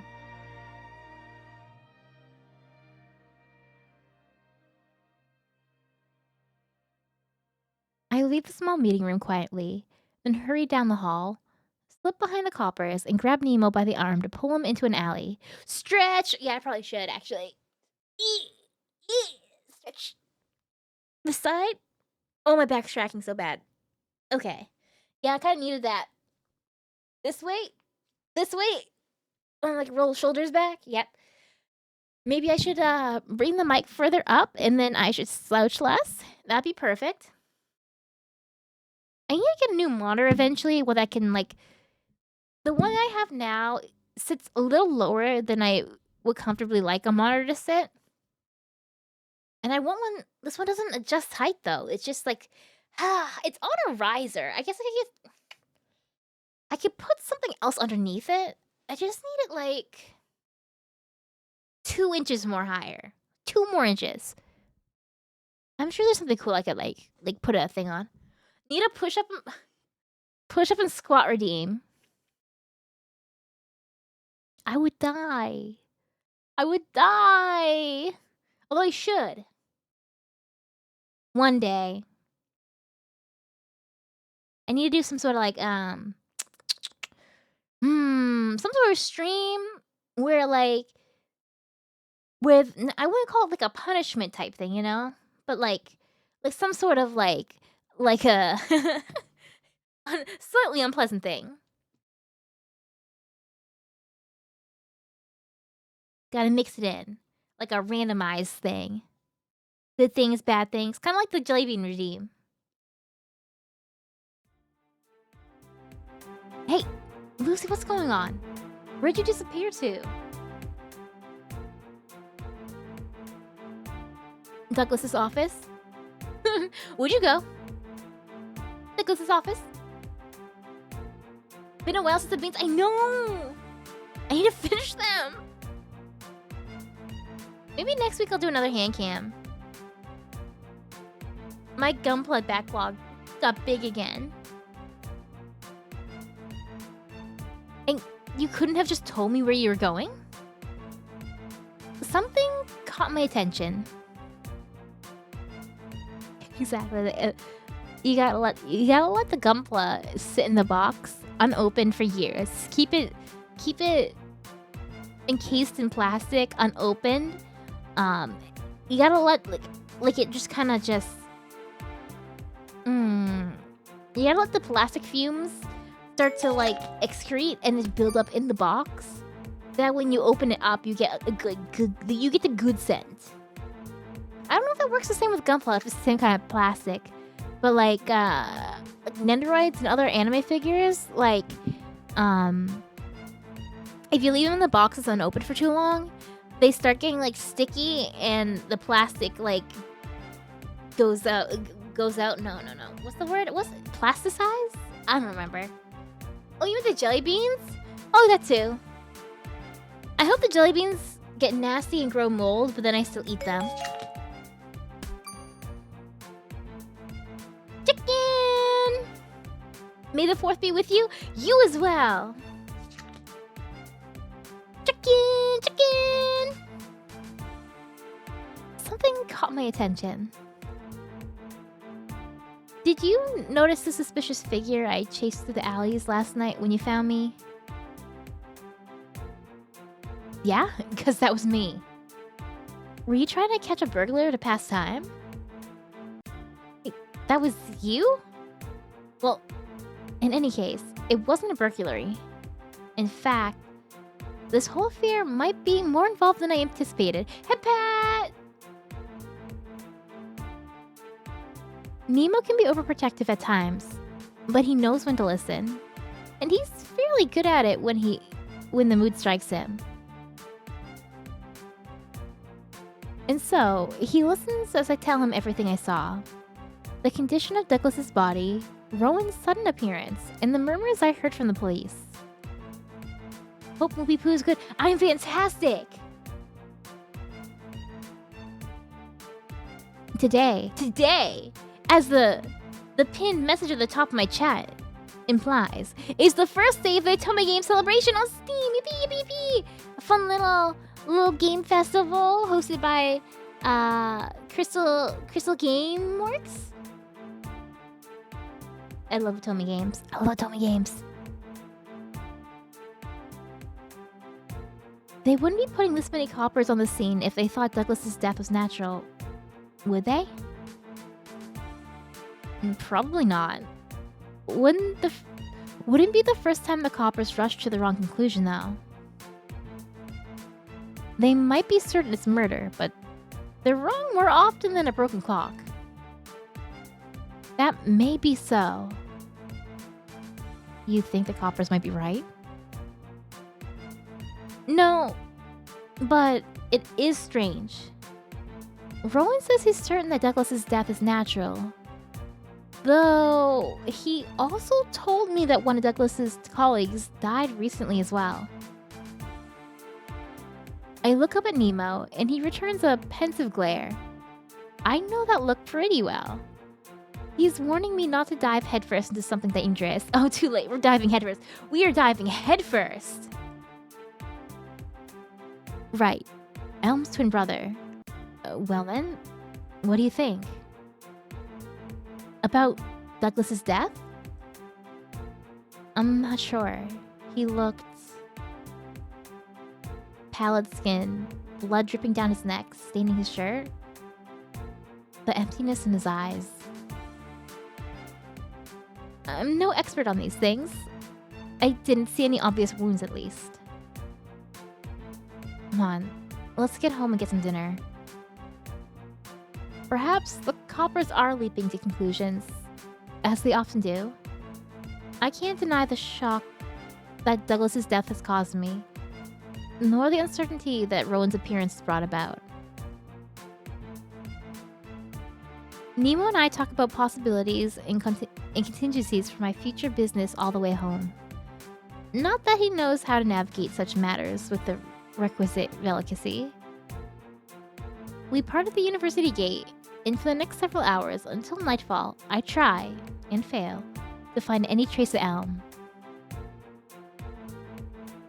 He's a dead body. You know, let me think about business. That might help me. That might distract. Honestly, kind of understandable. In a world that doesn't have anime, in a world with no anime or VTubers to distract you from the horrors that surround you, business might be the best thing to get really, like, you know, special interested in.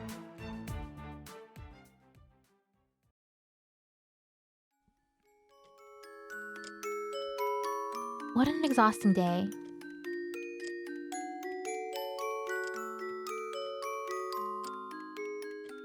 It feels as though I woke up a full week ago, and I've been running without. It feels as though I woke up a full week ago, and I've been running without rest since then. Of everything that happened, though, I find that there's one in particular that won't leave my mind. What worries keep you on Cecil's mind as in light? Elm seems so distraught. I want to check in on him tomorrow. Rowan is oddly relaxed demeanor. What is he thinking? The handsome fiddler in the well. Cecil seems like a great friend. Elm seems like a great friend. Rowan... Look at that face. Rowan. At first I thought he and Elm couldn't be more dissimilar. But now I can almost trace the parallels between them. For all of Rowan's confidence in his cheeky retorts, I still can't tell exactly what was running through his mind. Elm is only impenetrable because he speaks so seldom, and his face rarely betrays his inner thoughts. But with Rowan, I can't tell. Is he sincere in his compliments? Is he hiding his grief? Or has his father's death really left him completely unfazed? It's pointless to continue this. I'll only wear myself out running in circles, and I'll get no closer to clarity. I'll see him the day after tomorrow, and hopefully by then I'll have some more time to recover from today. Thinking any further will only tie my brain into knots, and I've not the time to untangle that. And more than that, even these thoughts can't keep the ghastly image of Douglas's lifeless face from intruding into my memory. Sleep will help. Yes, I'll sleep. And I can only hope that tomorrow is a calmer day.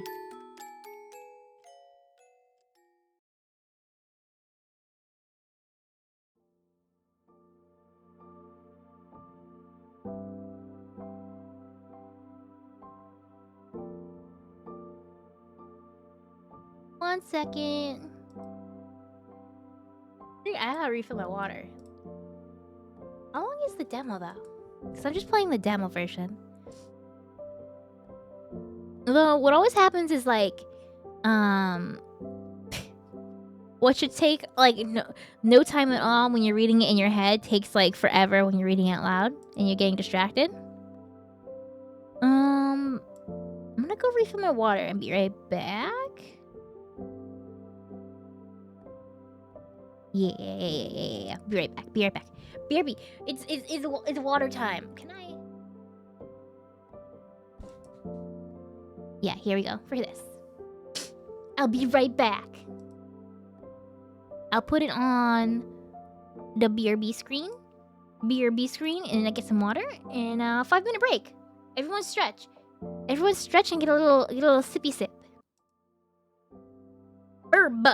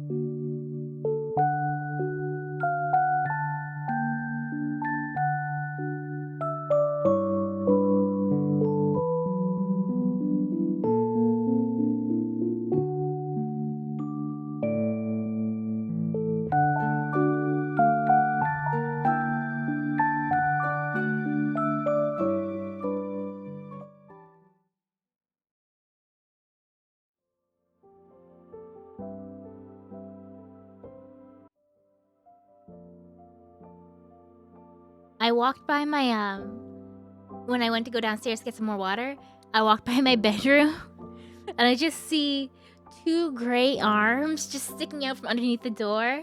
Two gray arms. The cat was just like, he was begging for food and he was trying to get out. So he's just like, I'm assuming on the other side of the door, he was laying like flat against it and he had both arms just sticking out like, hey guys, help me. Anyone there? Anyone there to feed me? I know it's been 2 hours since I last ate, but that's a long 2 hours. I gave him dry food, and some treats, right before I started stream, so it's been a little over 2 hours. No, it's been about like 2.5 hours because I set up for stream and stuff, right? So I gave him stuff though. He's not dying, but then I didn't give him his wet food. It's a little bit past his usual wet food time, so I went and gave him the wet food when I was on break. He acted like he hasn't eaten in a week. He was giving off the most pathetic meows. He was jumping around. He was just crazy. He was being a little crazy little fella. But yeah, pretty much that poor starving kidding. How could I? How could I mistreat that adorable little baby like that? Ugh, I'm horrible. Horrible.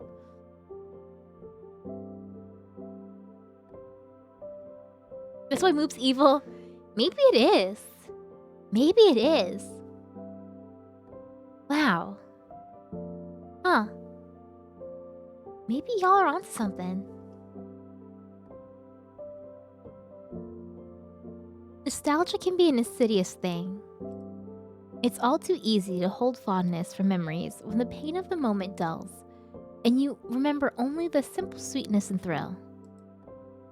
On particularly bright summer mornings, I catch myself wistful as I think about the time I spent darting through empty classrooms on campus, hiding out in haylofts, and scouring back alleys while I searched for answers.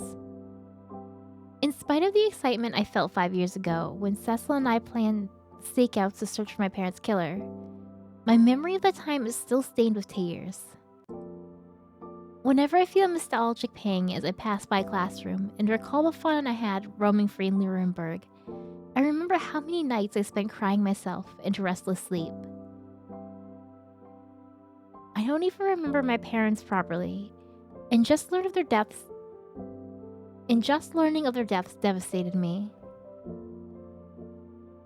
Tears and clenched fists and bared fangs and reckless adventure all led me to an even more painful answer in the end.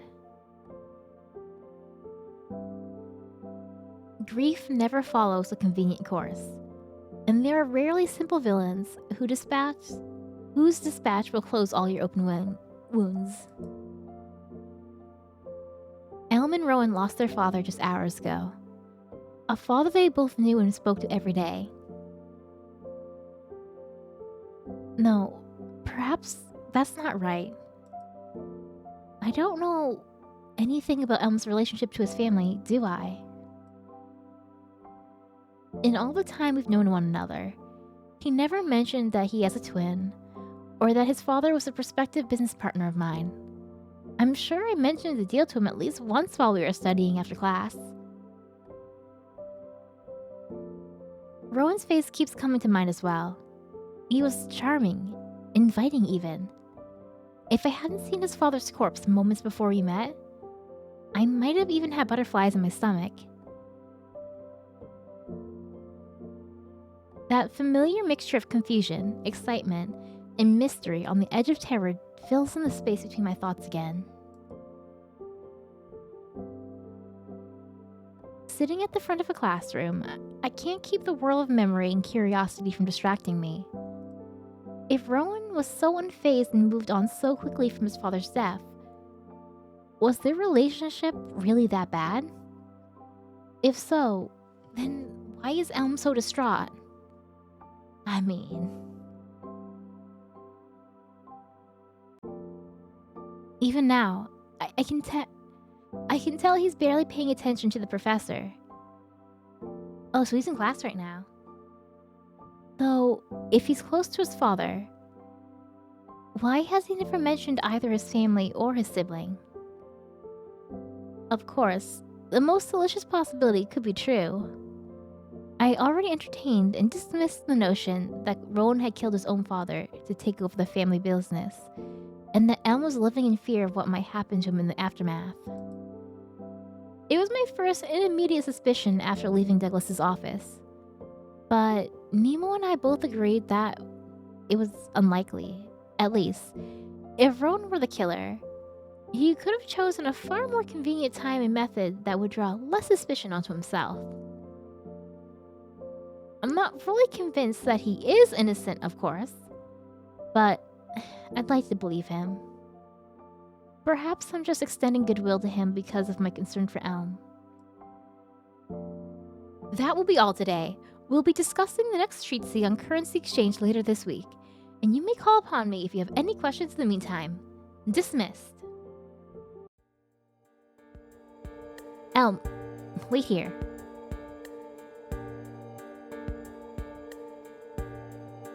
Oh man, Cecil with his glasses though. Elm with his calm face. They're all too pretty. You can't have an Otome game where every character is just incredibly pretty. That's not fair. You must attempt to eat, have fun. Good night, Zero. Sleep dreams. Head pod.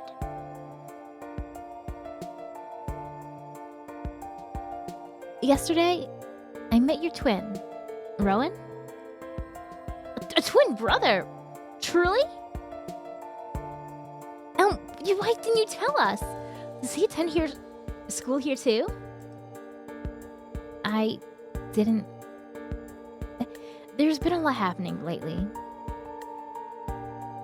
Yes, I heard about your father. You saw. You walked in the room. Awkward. I'm sure you've had your reasons, but why did you keep all that a secret from us? I may be entering into business with your brother, and I want to know. I stopped suddenly, and the rails of my thoughts vanished beneath me. What am I expecting of him now? What is it that I really want to know? I don't know. Elm looks exhausted and anxious. There's a miserable icy weight in the pit of my stomach. And why do I feel so incensed? It's nothing worth mentioning. We should get going. There's another class coming in soon, and... Elm, is that true? Wait a minute, Lucy. Do you mean that scoundrel who stood you up as Elm's father? Well, I mean, he got killed. He got murdered. Hello, CG! Are they kissing yet? Not yet. Not yet. Not yet. I'm still deciding who I want to kiss, too. I'm gonna assume that it happens eventually. But welcome on in!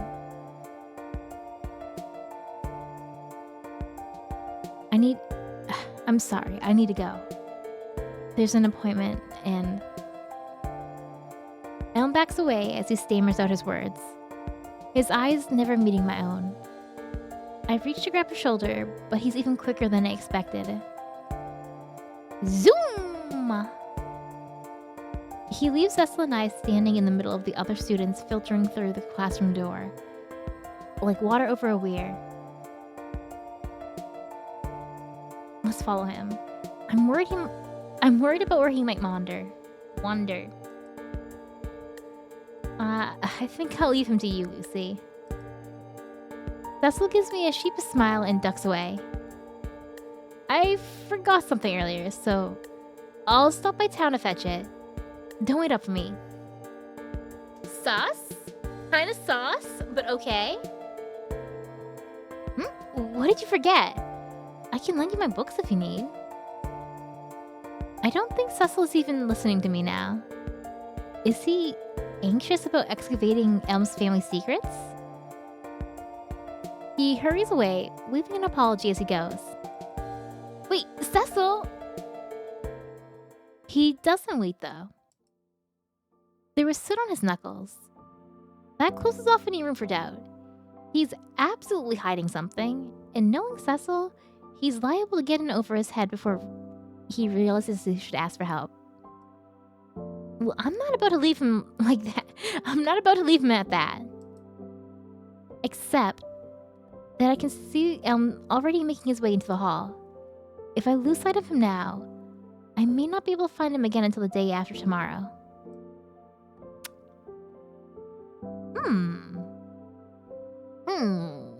Well, you see. Going after Elm may lead me back to Rowan. But also, Cecil's a good friend. But he didn't...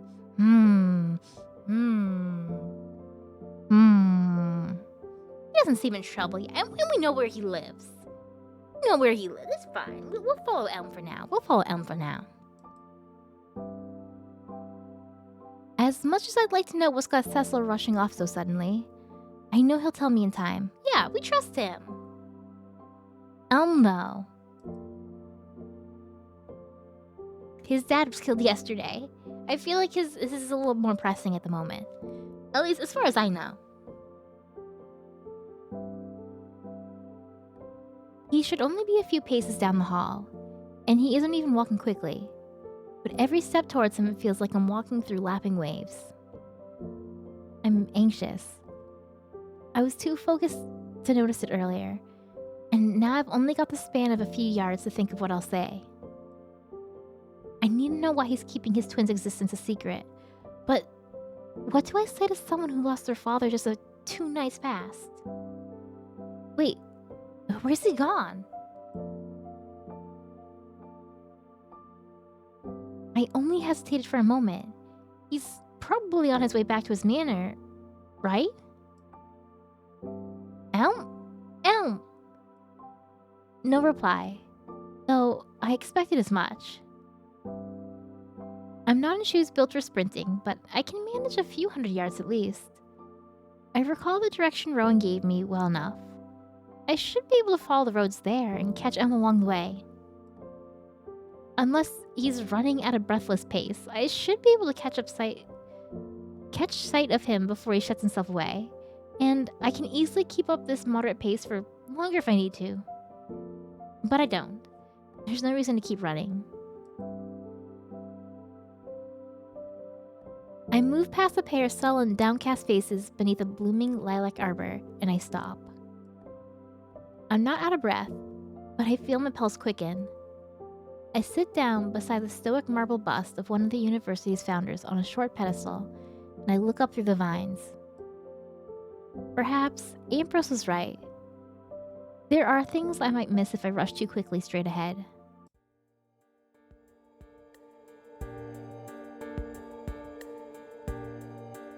The flowers here are lovely.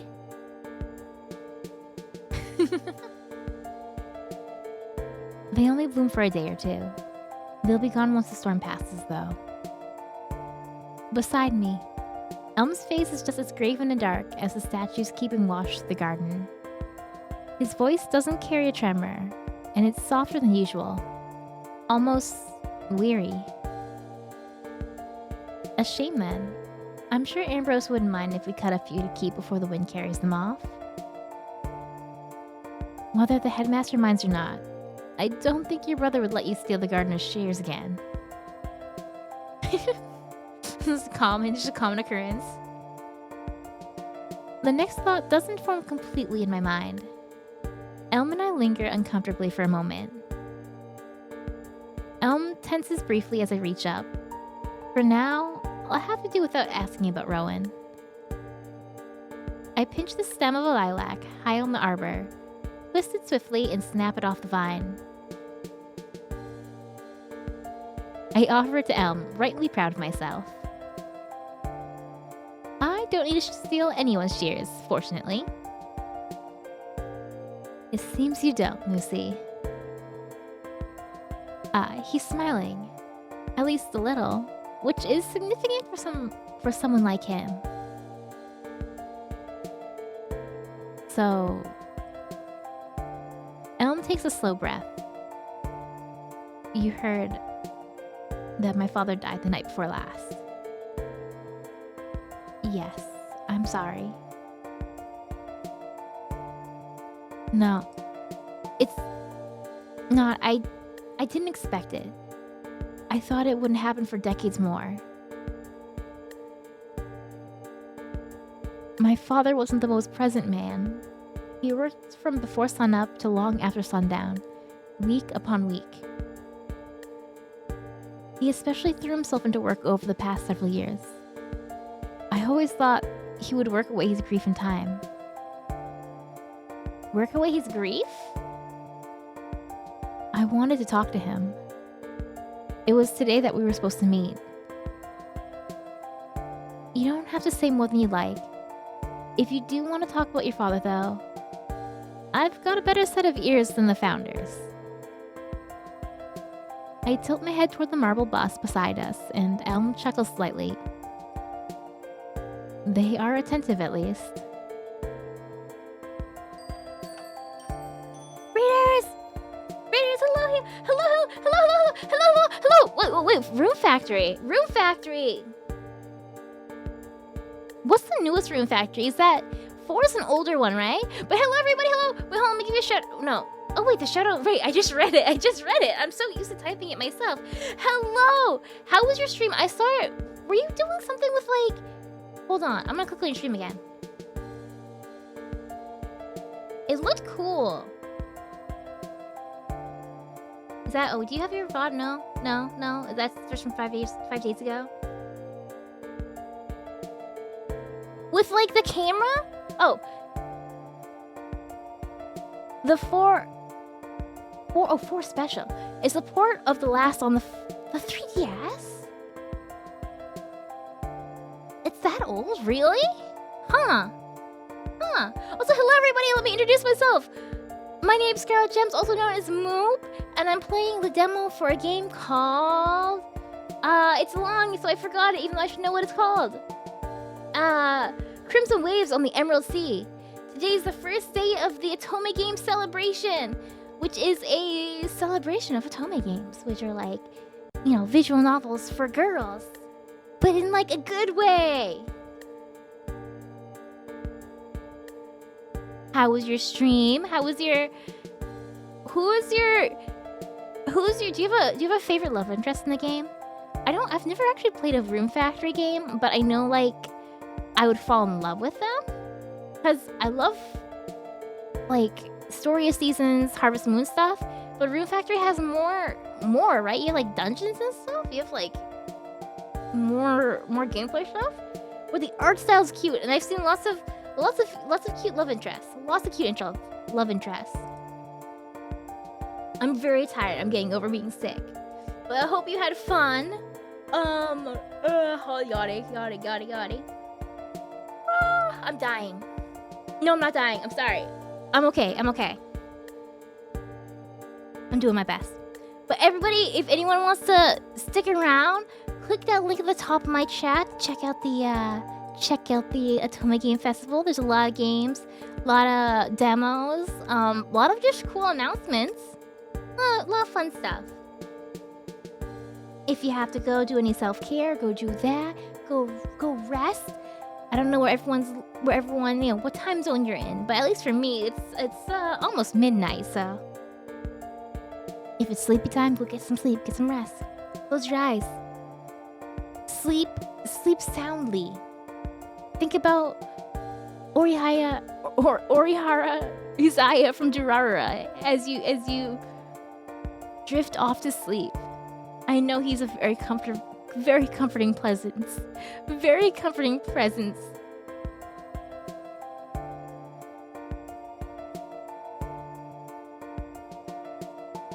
I'm towards the... Well, like, I don't know how far through the demo I am, but I'm in the demo for this game, so... Still towards the beginning of the game, at least.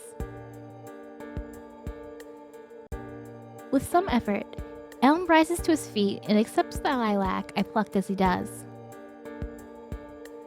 The sight of him bringing the petals up to his nose, sighing at the scent, and then placing the flower in his breast pocket is unexpectedly beautiful. As a recap for anyone that might be interested, our main character on the left here is Lucy, and on the right here is her friend. His name's Elm. His father just passed away. His father just passed away under mysterious circumstances. Um, so he's been kind of avoiding us because who knows? Who knows what his circumstances are? But he's been kind of avoiding us, and we're trying to get him to talk. We're trying to connect and be like, hey, buddy, how you doing? You doing okay? How does his haircut make me feel? Whose haircut? Elm's haircut here? I love it. Wait, what's wrong with his haircut? I like Rowan's better. He also has a brother named Rowan who has very similar haircut, but it kind of fades to purple at the end, and I enjoy it. I do enjoy it. It's a good haircut. It's kind of a basic haircut, but I do enjoy it. It's classic. I think it's a classic, classic anime protagonist hairstyle.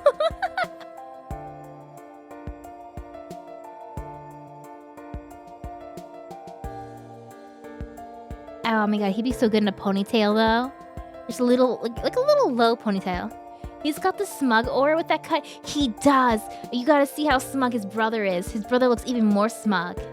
It's fantastic. Smug. I guess he's not the heir to the family, but he's gotta be from like a well-off family. Yeah. I know, isn't that great? Although Lucy on the left here, I wish I could. I don't know if there's a button that hides the UI, but I don't want to accidentally like skip parts of the game. Her hair is so long and curly. Love her as well. I think in a Otome game, really any visual novel, but Otome game specifically for me. The love interest having great designs is important, but my favorite, I always want the protagonist to have a fantastic design. My favorite part of Otome games is usually the protagonist has wonderful designs. The main girl always has wonderful designs. When I play visual novels that are just I don't know, dude-centered ones, the main character is always just generic Japanese guy with a bowl cut or something. Shonen anti-protagonist or something. It's whatever. It's fine. It's fine.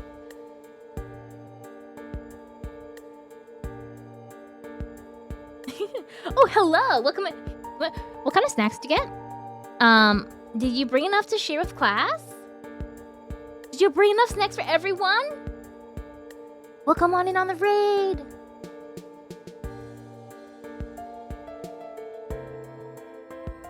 I read that already. I'm sorry I've been avoiding you and Cecil lately. Would you like to walk with me for a while? Cereal. Ooh. I haven't had cereal for a while. And I was kind of craving Cheerios the other day. So I went to the store and got some Cheerios, and they had a limited edition flavor, which is banana and caramel. Oh, it was so good. Banana Cheerios. I love it. I hope they still have more. I just finished the box today. I need more, though. You just reminded me. You just reminded me that I need to put that on my shopping list.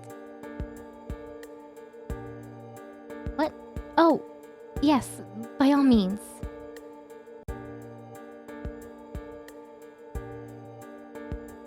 Thank you for the flower and coming to find me.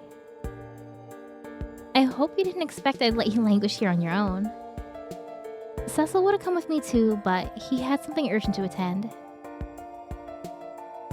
Something that I'm gonna ask him about tonight. Why did he rush off like that? And the vines are so old and well tended. I doubt even a hurricane can stop them from blooming year after year. Yeah, it's fine. It's okay to rip some flowers off. It's okay. You're taken care of. It's all good. Pillows filled with milk? What? Milky cereal.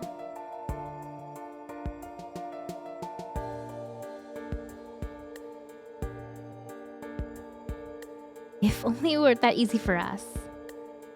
Is he also a vampire? Oh, also, important thing as I summarize things. Girl on the left, vampire. Guy on the right, I don't know. I don't know if he's a vampire. A lot of people are vampires. I forget if the city is or not. I don't know who is or not, actually. I know she's a vampire. The headmaster's a vampire? He dresses like one? Yeah. Yeah. Yeah, he does. Where's Dracula at? Can you not... Dracula and his hot son? Alucard, my beloved? Don't talk about him. He's mine. Don't talk about him.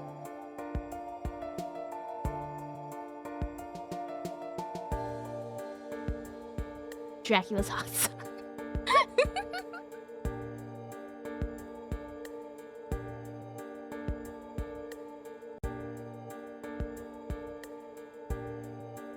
I can hear bitterness pulling down Elm's quiet laughter. We walk up through the garden and soon through the university's gates and into town.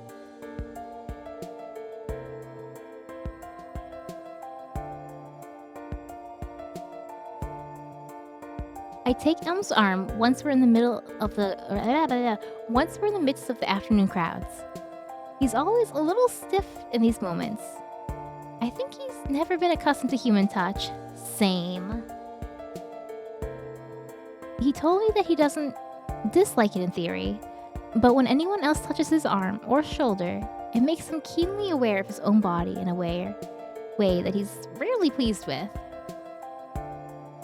I suppose I can understand. I've heard some people experience this when they turn into vampires and suddenly have a heightened awareness of themselves. Okay, so he's a vampire too. Including any misgivings or anxieties they might have. Oh no. So basically becoming a vampire is like taking extra strength Tylenol.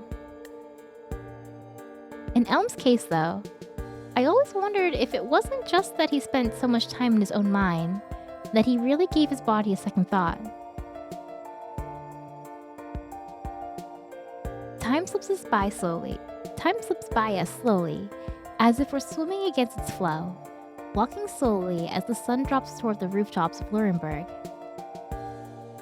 Once 3 summers pass, once, 3 summers passed, Cecil and I walked with Elm through these streets. I forget if we even had a goal, or if we were just enjoying a carefree afternoon browsing the storefronts and window displays. This game's it's a standalone sequel to another game, which the other game is free on Steam and itch.io. There is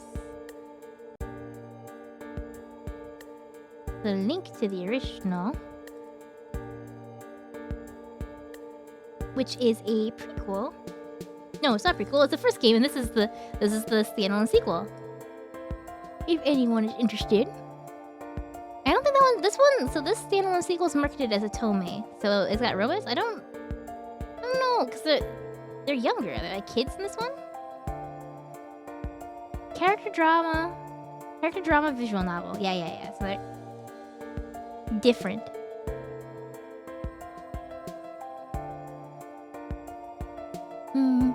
I forget if we even had a goal, or if we were just enjoying a carefree afternoon browsing the storefronts and window displays.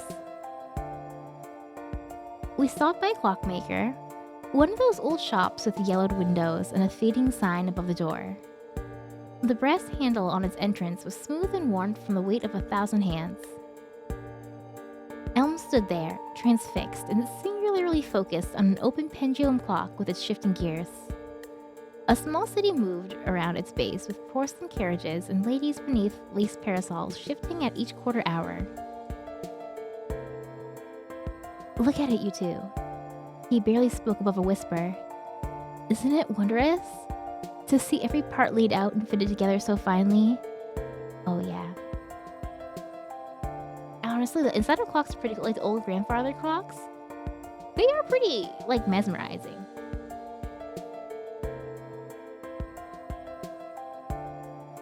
It was a while ago, but I read a book about, dude, I forget his name. It was a very popular clockmaker, American clockmaker. I think from like a couple hundred years ago. Like, maybe 1800s? I forget now. Look it up. What was his name?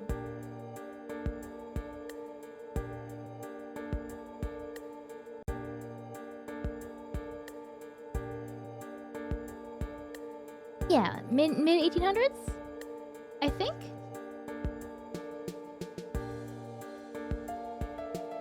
Clockmaker. I'm getting distracted by clocks. Colonial. Oh yeah. Oh, okay, no, I lied. Born 1730, died 1803. Anyway, I read like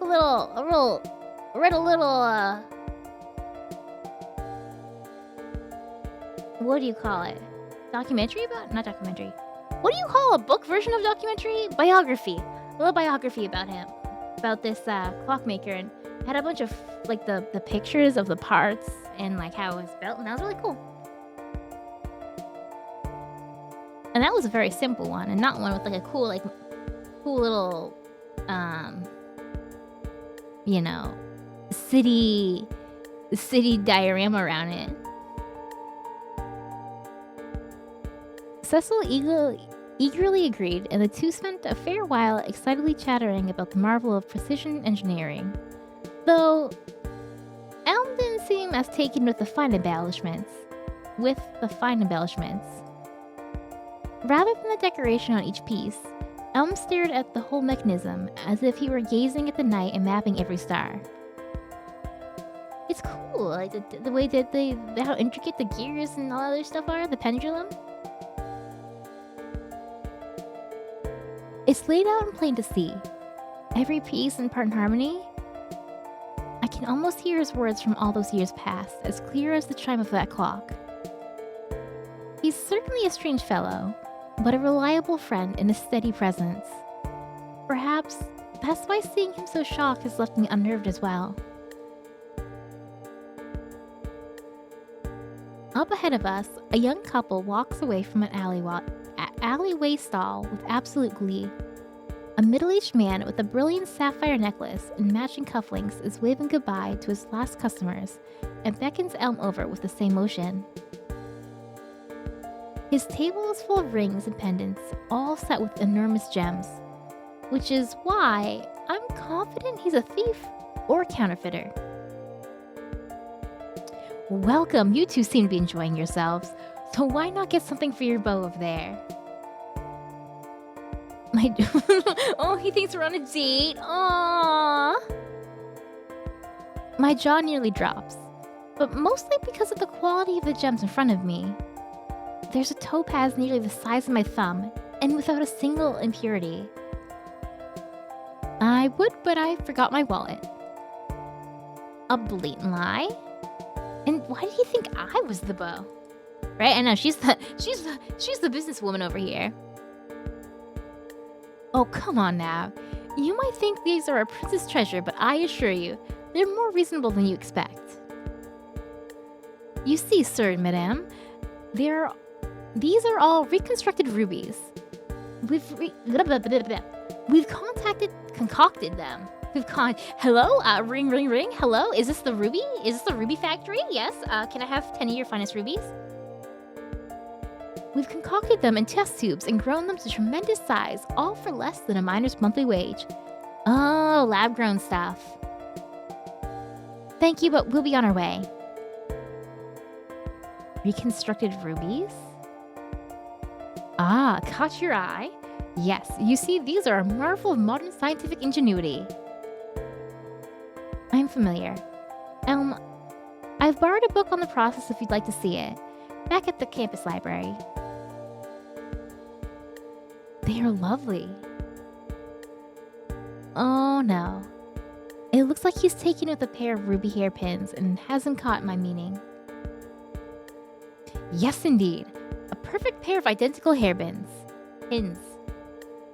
See how finely the silver filigree fits the precise cut of the ruby, like stars blossoming on a vine. A perfect gift for a lady with beautiful hair. Truly a lovely set, wouldn't you say? They'd be lovelier if one of them wasn't fake. I thought I'd muttered under my breath, too quiet for anyone but Elm to hear, but Judging by the color now draining from his face, I must have been louder than I intended. The vendor squints at me and leans far over the table, thrusting the hairpins toward me. Young miss, why not try them on? No, thank you. Wait. The gems may well be synthetic, but the settings here are finely crafted. And that's a high grade of silver too. The ornamentation on one hairpin is worth more than he's charging for the pair. Lucy? Ah, I see. Yes, you're taken by their beauty as well, aren't you? Go ahead, try them on. I guarantee you, I've got the finest synthesized gems in all the city. No, you haven't. You're so blunt. What was that now? Just as I thought. His cheery demeanor only held up while he thought we might still be gullible. He's traded out his honeyed flattery for a sailor's rasp. Unfortunately for him, I've spent weeks reading the latest chemical research into synthesizing gems. Unfortunate for both of us, really. He's either a thief or a counterfeiter, and either way, he's drastically overestimating just how large synthetic gems can grow with the latest techniques. If I'm not mistaken, I think some of these pieces are worth far more than you're asking. You should get them appraised, otherwise I'm afraid you might be losing a fortune. Thank you for the offer, but we'll be on our way. Hey, Mr. Thief Guy, you're kind of stupid.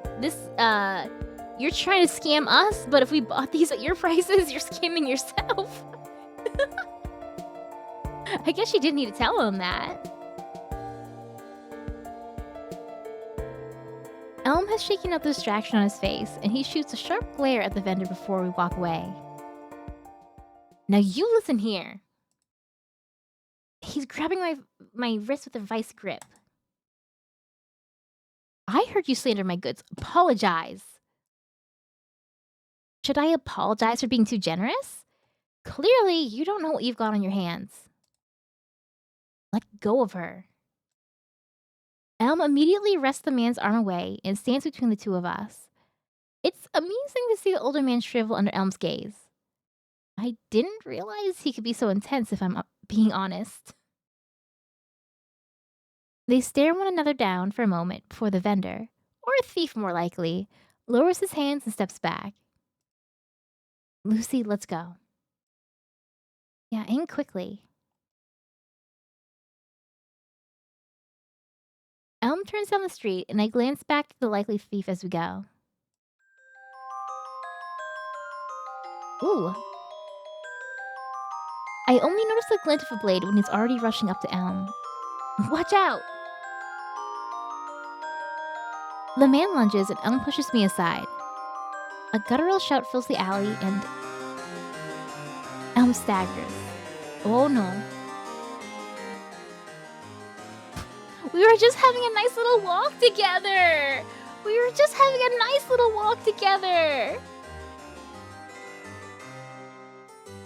He's holding the man back as he winces in pain.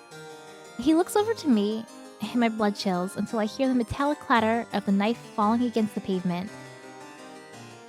I mean, he's a vampire, right? Maybe he's strong? Maybe he's got good healing? Did he get stabbed? I don't know. Apologize, you brats. It's magnificent to watch. Magnificent to watch. In a way. Elm twists the man's wrist around, cinches an arm behind the back with those tacky sapphire cufflinks shining in the afternoon sun, and shoves him away with indifference.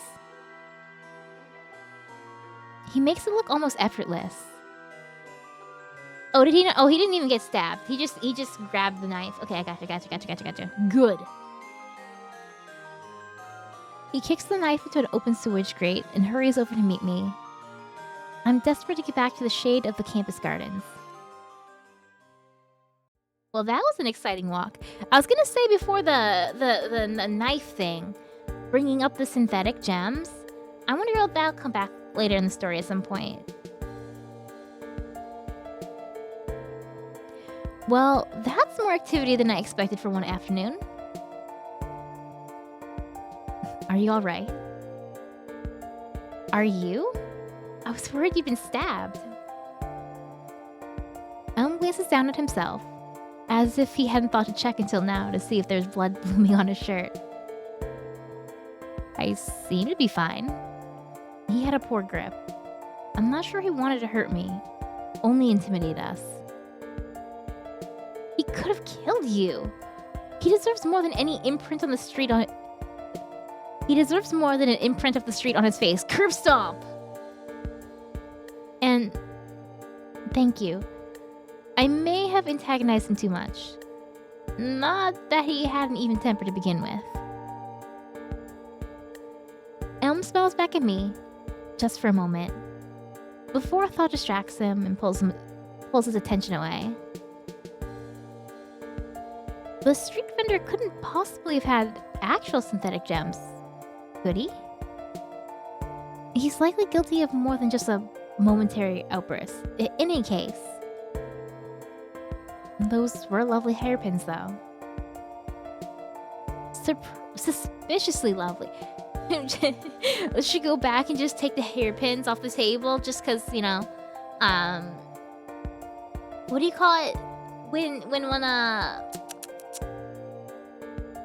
to emotional damage, to rectify?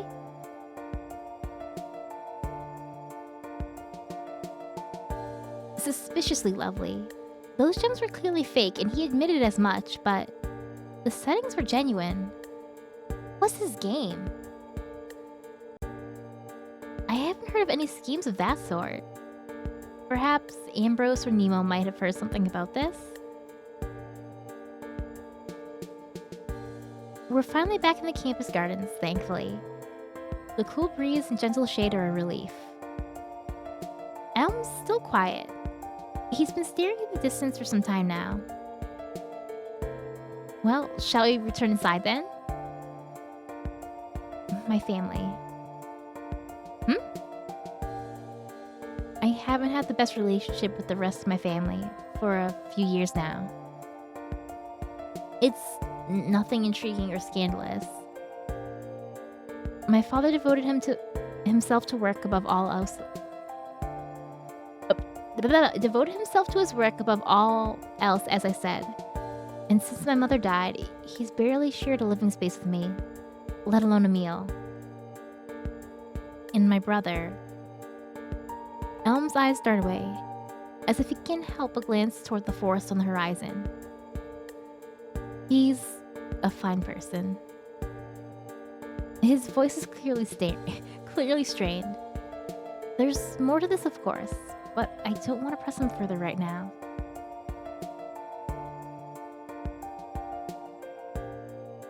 I may have been too aggressive in questioning him this morning, too focused on the shock of learning of Douglas's death and Elm's relation to him, too oblivious to the pain it was causing Elm. I'm sorry for not telling you about them. It's well within your right. You don't have to say anything more if you'd rather not. He nods slightly, and for a time, we simply stand beneath the arbor of lilac blossoms. Lilac. Tomorrow, I'll meet Rowan and discuss a potential business partnership. I should likely ask around about the strange vendor too, in case there's something stirring in the city's jewelry market. Yeah, but we got 2 dead jewelers. Potentially two dead jewelers, at least, that we know of. And now this? Very interesting. And vampires are weak to gems? And our main character here has gem-based medicine to cure vampires? Interesting indeed.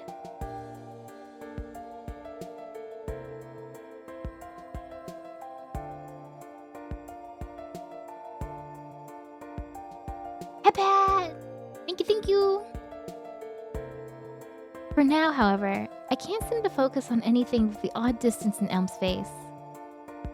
It's as though he's gone away and left himself here while he visits a memory.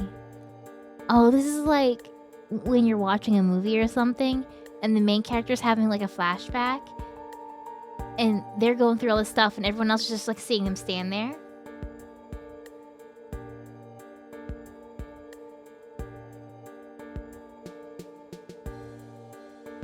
A bell chimes and signals at the top of the hour, bringing us free from the garden's calm.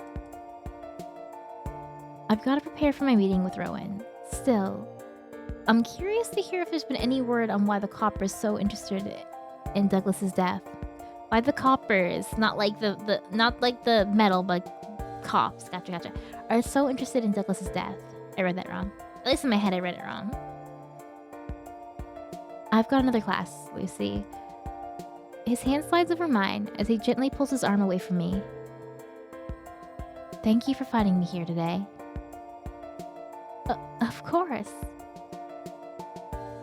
I must look like an utter fool, being flustered so easily. Elm's voice is so soothing, I almost forgot myself for a moment. Well, yeah, I mean, look at his face, too. Come on. I've got preparations of my own, so we'll speak again tomorrow. Take care, Elm. He nods, though I'm not sure he heard me completely.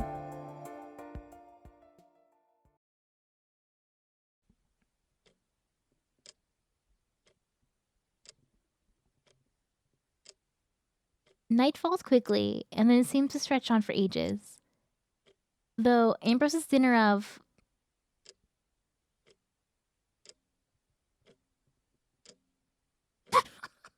I don't know what that is. How do you say that? I know how I want to say it.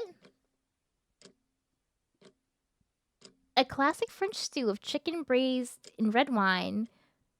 Oh yeah, the vin is the wine part. Oh.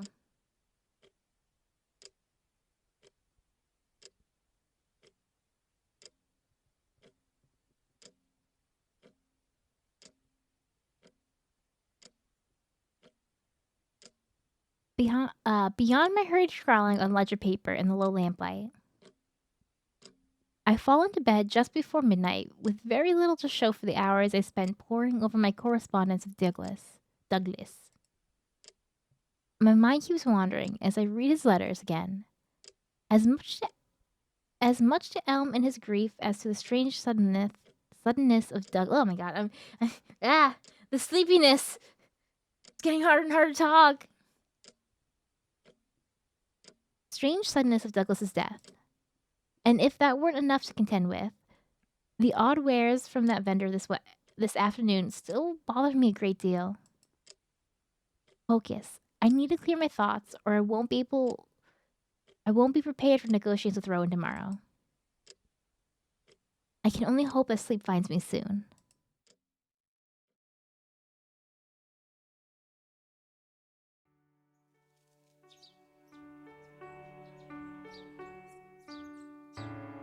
Alright, I want to keep playing, but also a new day feels like a good stopping point. I don't actually know how much is left of the demo, and I'm just playing the demo. And to be fair, I'm just playing the demo, and I want to play the full game. So, I don't want to, like... I'd have to restart anyway, so... I feel like it's a good starting point, and I want to keep playing. The fact that I want to keep playing means a lot, right? Really like it so far. Oh, I'm so tired, though. It's hard to, like, continue on. And it's past midnight. And I only wanted to stream till midnight, so... I'm gonna double check my save. 0006. Yeah. Big yawn. Big yawn! I'm so tired, I didn't even say big yawn after I yawned. I always, whenever the cats yawn, I go, big yawn! And then I just started doing it for myself. Like, if I yawn, I treat myself like my own cat. Alright, so we got that. I'm gonna go over here. And let's get ready to wind down.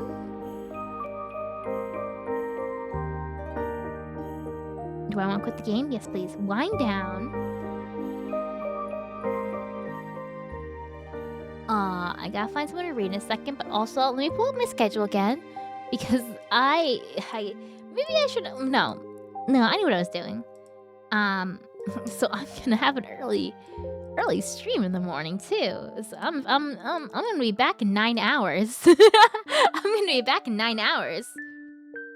Um, so for this week, for anyone that wasn't here earlier when I was going over it, this week is the first day of or today, I guess, is the first day of the Otome Games Celebration. So I'm streaming a whole bunch of the games. I'm streaming a whole bunch of games featured in this festival. Um, today we did. I keep mixing it up. Crimson Waves on the Emerald Sea? Ocean? Oh my god, I'm so bad. I should have it. I'm so tired now. 5 a.m. for you? Yeah, I think you should I think you should get some rest. I think some rest is due. Head pat. What did I put my schedule? This one. Crimson Waves on the Emerald Sea, that's tonight. Tomorrow morning for me at least, hydrate. I'm gonna play the demo for Teachers with Passion and Love. Love and Passion. Love and Passion. Then we got Wednesday night, The Gilded Lady. Thursday, Fate's Masquerade.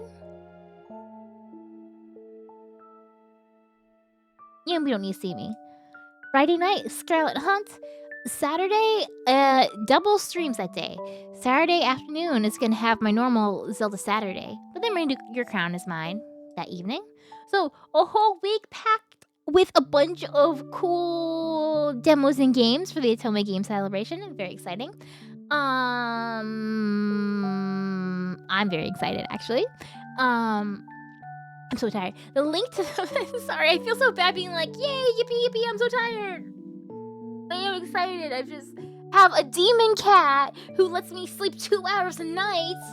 And I'm getting over being sick. But I'm doing my best. And it don't matter how sick I am. If there's a Otome Games dangling in front of me, I'm gonna bite. I'm gonna bite real hard. So the link to the Otome Games Celebration pinned in the top of my chat there, so check that out. A lot of games on sale, a lot of games demos, trailers, new announcements, cool stuff. I'm gonna find someone to rate. Let me see if there's anyone live right now streaming for the celebration. He's okay. Thank you. I appreciate the understanding. I'm but a little zombie right now. I'm just a little zombie. We were playing the vampire game, but I am actually a zombie. Celebration, look at check out the tag.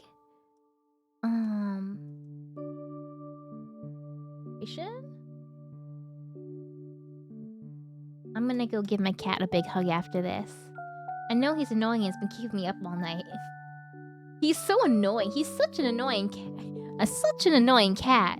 But he's so cute about it. He's so silly. He's such a silly guy.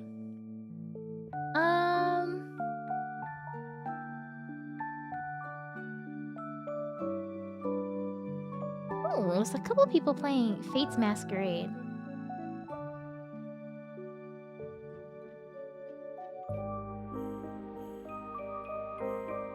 Which I have. Yeah, I do have Fate's Masquerade on here. There were so many games I wanted to play. I have so many games where the publisher or developer reached out. And I want to say yes to all of them. And there's ones that even though I didn't, and we'll see them pop up later. There's ones that I didn't add to the schedule for this week. I tried to.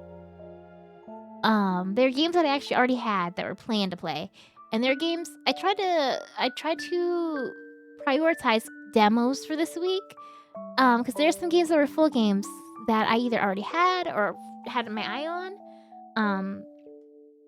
That I'm just gonna stream some other time. Maybe next couple weeks. All right, so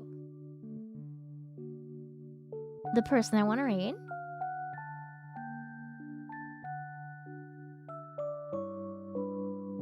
Perfect. Sienna Valentine. They're streaming Fate Masquerade, which I'm gonna play later this week. They're another VTuber streaming for the Otome Games Festival. So that'll be fun to go over and say hi to them. In the meantime, I'll put my schedule. Where does it look good for the celebration? I guess right in front of me. Yeah, we don't need to see me. I don't matter here. Alright, so let's put the raid call. Copy and paste that. You can also say you can redeem channel points if you want. There's one that's like redeem an emote. Redeem an emote for 24 hours or something. I believe that lets you also take one of the emotes. Like the raid emote. I have a proper raid emote, and that's the one I should use for raids. But I still haven't updated that. One day. Alright, so I'm gonna go pass out. And I'll be back in like 9 hours. So we'll go over here. Goodbye, good night. Have a good night, everybody, or day. Good night, day, time zone. Have a good life. Yeah. All right, bye. Have a very cozy and sweet sleep. Yeah.